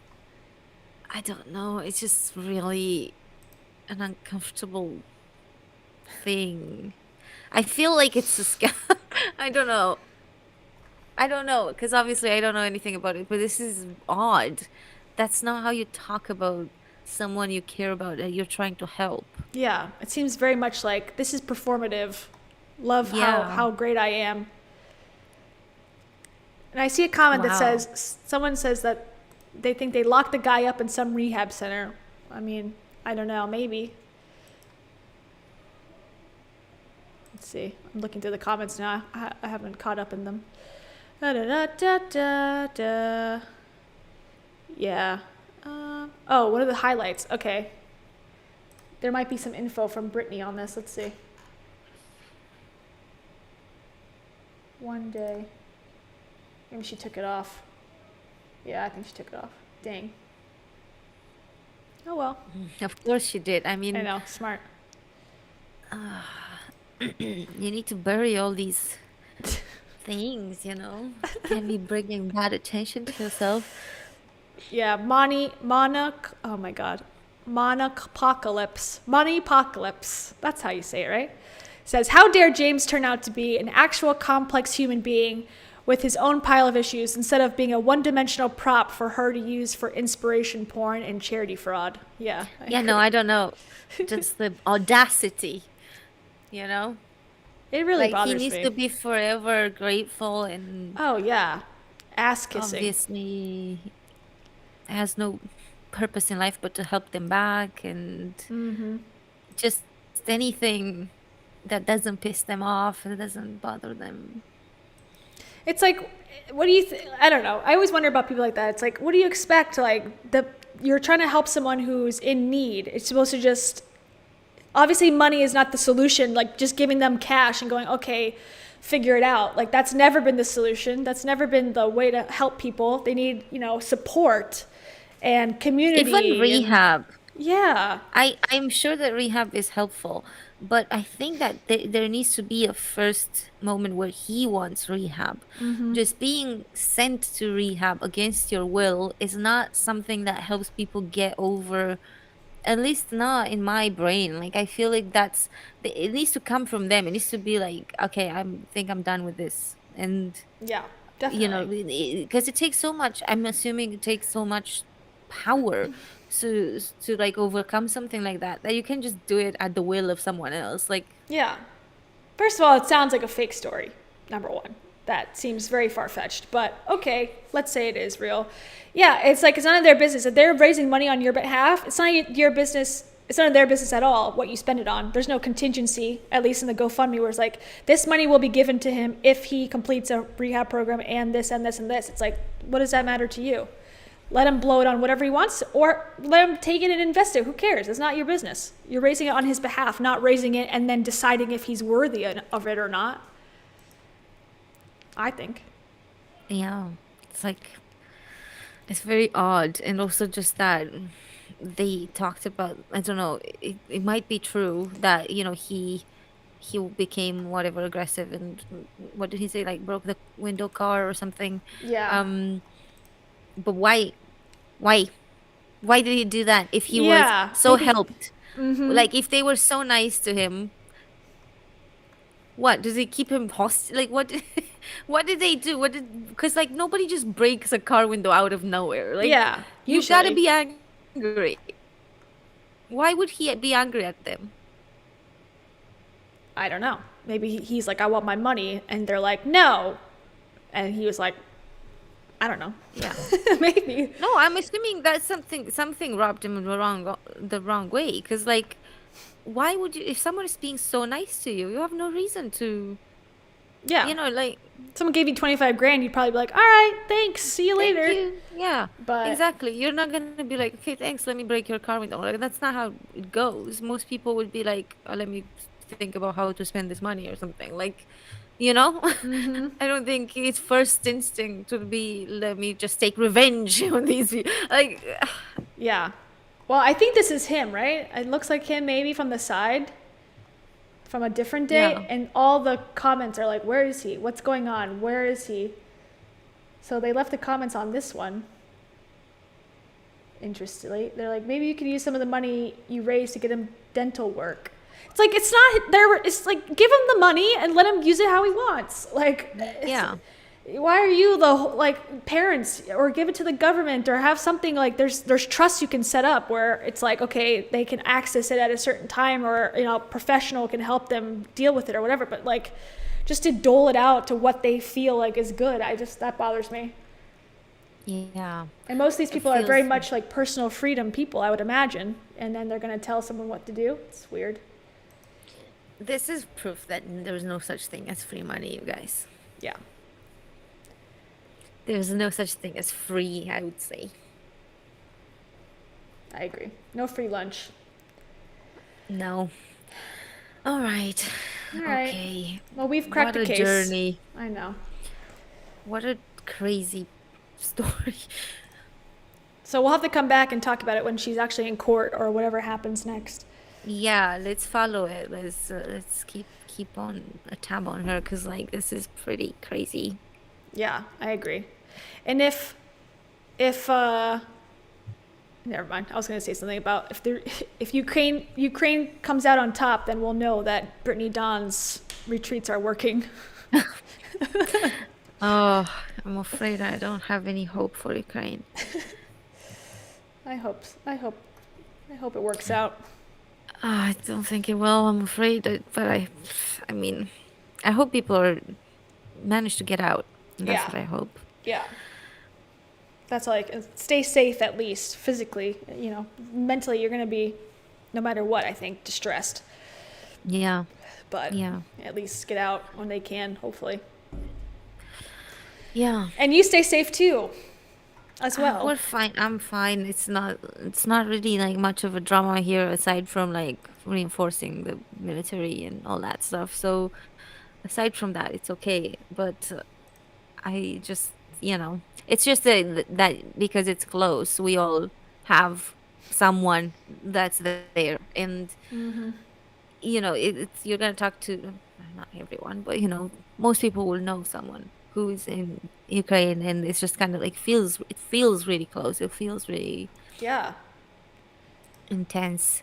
But hopefully they find refuge. Lots of them have crossed into Romania today, and they will keep doing it. And not all of them want to stay here, so they will be going to multiple European countries, and they will seek refuge. But hopefully, not a lot of people will be killed. In the Yeah. That's all I can hope for, bombs really, at and this stuff. point. Yeah. Hopefully it's over soon or whatever. I don't know. I have no idea what to expect, but hopefully it's leaves people out of it as much as possible. I no idea, but I'm assuming this is the start of something bigger. That's my guess. Yeah. I think it's just, I don't think it's gonna stop. But to be honest, like when I spoke to my colleagues today and I asked them, they were very much like, no, Kiev is safe, and this is probably gonna take a few days, and then he's gonna back off when Ukraine doesn't capitulate and stuff. But then half an hour later they had to leave. Yeah. So It's worse than I thought. yeah. So I don't know. I wonder. I hope they're right, and that's what Russia is doing, is just attempting to make Ukraine capitulate. But to me, I don't think they're gonna back off anytime soon. They're so deep. Yeah. They're literally all over the country, and just don't see Putin like backing away. Yeah, I think that makes sense. Unfortunate. I don't know. I don't know what to say about it. It just sucks. Let's hope that best case scenario next week when we have this live, Russia has gone out of Ukraine. Yeah. But let's manifest that. If everyone believes it, let's manifest it. that will happen. Yes, money apocalypse. Romania and Ukraine share like a lot. Yeah, a big border between us, and yeah. We did the history today. We did it at the begining of the stream, but I'm assuming not everyone was there from the beginning. 3 hours ago. But if you go back, you can see the map. We looked at it. How much free time do you have? Just play it on 1x or 2x speed. You'll be through it in no time. Yeah. It's funny. All right, you guys. I'm going to have to go because it's midnight. Yes. But Well, without 4 everyone, minutes, subscribe if you haven't subscribed. We'll be back next Thursday again We with never, another live stream. We should promote. I know. We should ask for people to subscribe. People, yeah, they subscribe anyway, right? Hey guys, you at home. Hey guys. Just you. You alone. You. I love you with every bone in my body. It aches So for much. you to subscribe, please. We can't even pronounce your names, you guys, but the love is there. If you were there, I would hug you, but because we have this I distance. would not hug you. Thank you very much. Neither would I. I'm just joking, okay? There's no hugs. There are no hugs, but subs. Oh, No hugs for yes. subs. That's what we Bring should do, a it home. campaign. God. Oh, yes. Okay. And let us know what topics you want to Bye-bye, talk about. everyone. Yeah, let us know. We'll keep doing polls because that was helpful. Yeah, That was I really think so helpful. too. Maybe we should do Teal Swan. I've come across her videos more and more. I feel like TikTok has heard me talk about her. Yeah, that's a good one. I have a lot to say about her too. So maybe we'll do the same thing we did this week. We'll put 2 up and we'll see who wins. We'll have 2 ideas and then whichever one gets higher, we'll do that one. Yeah. Cool. Good. All right. Okay.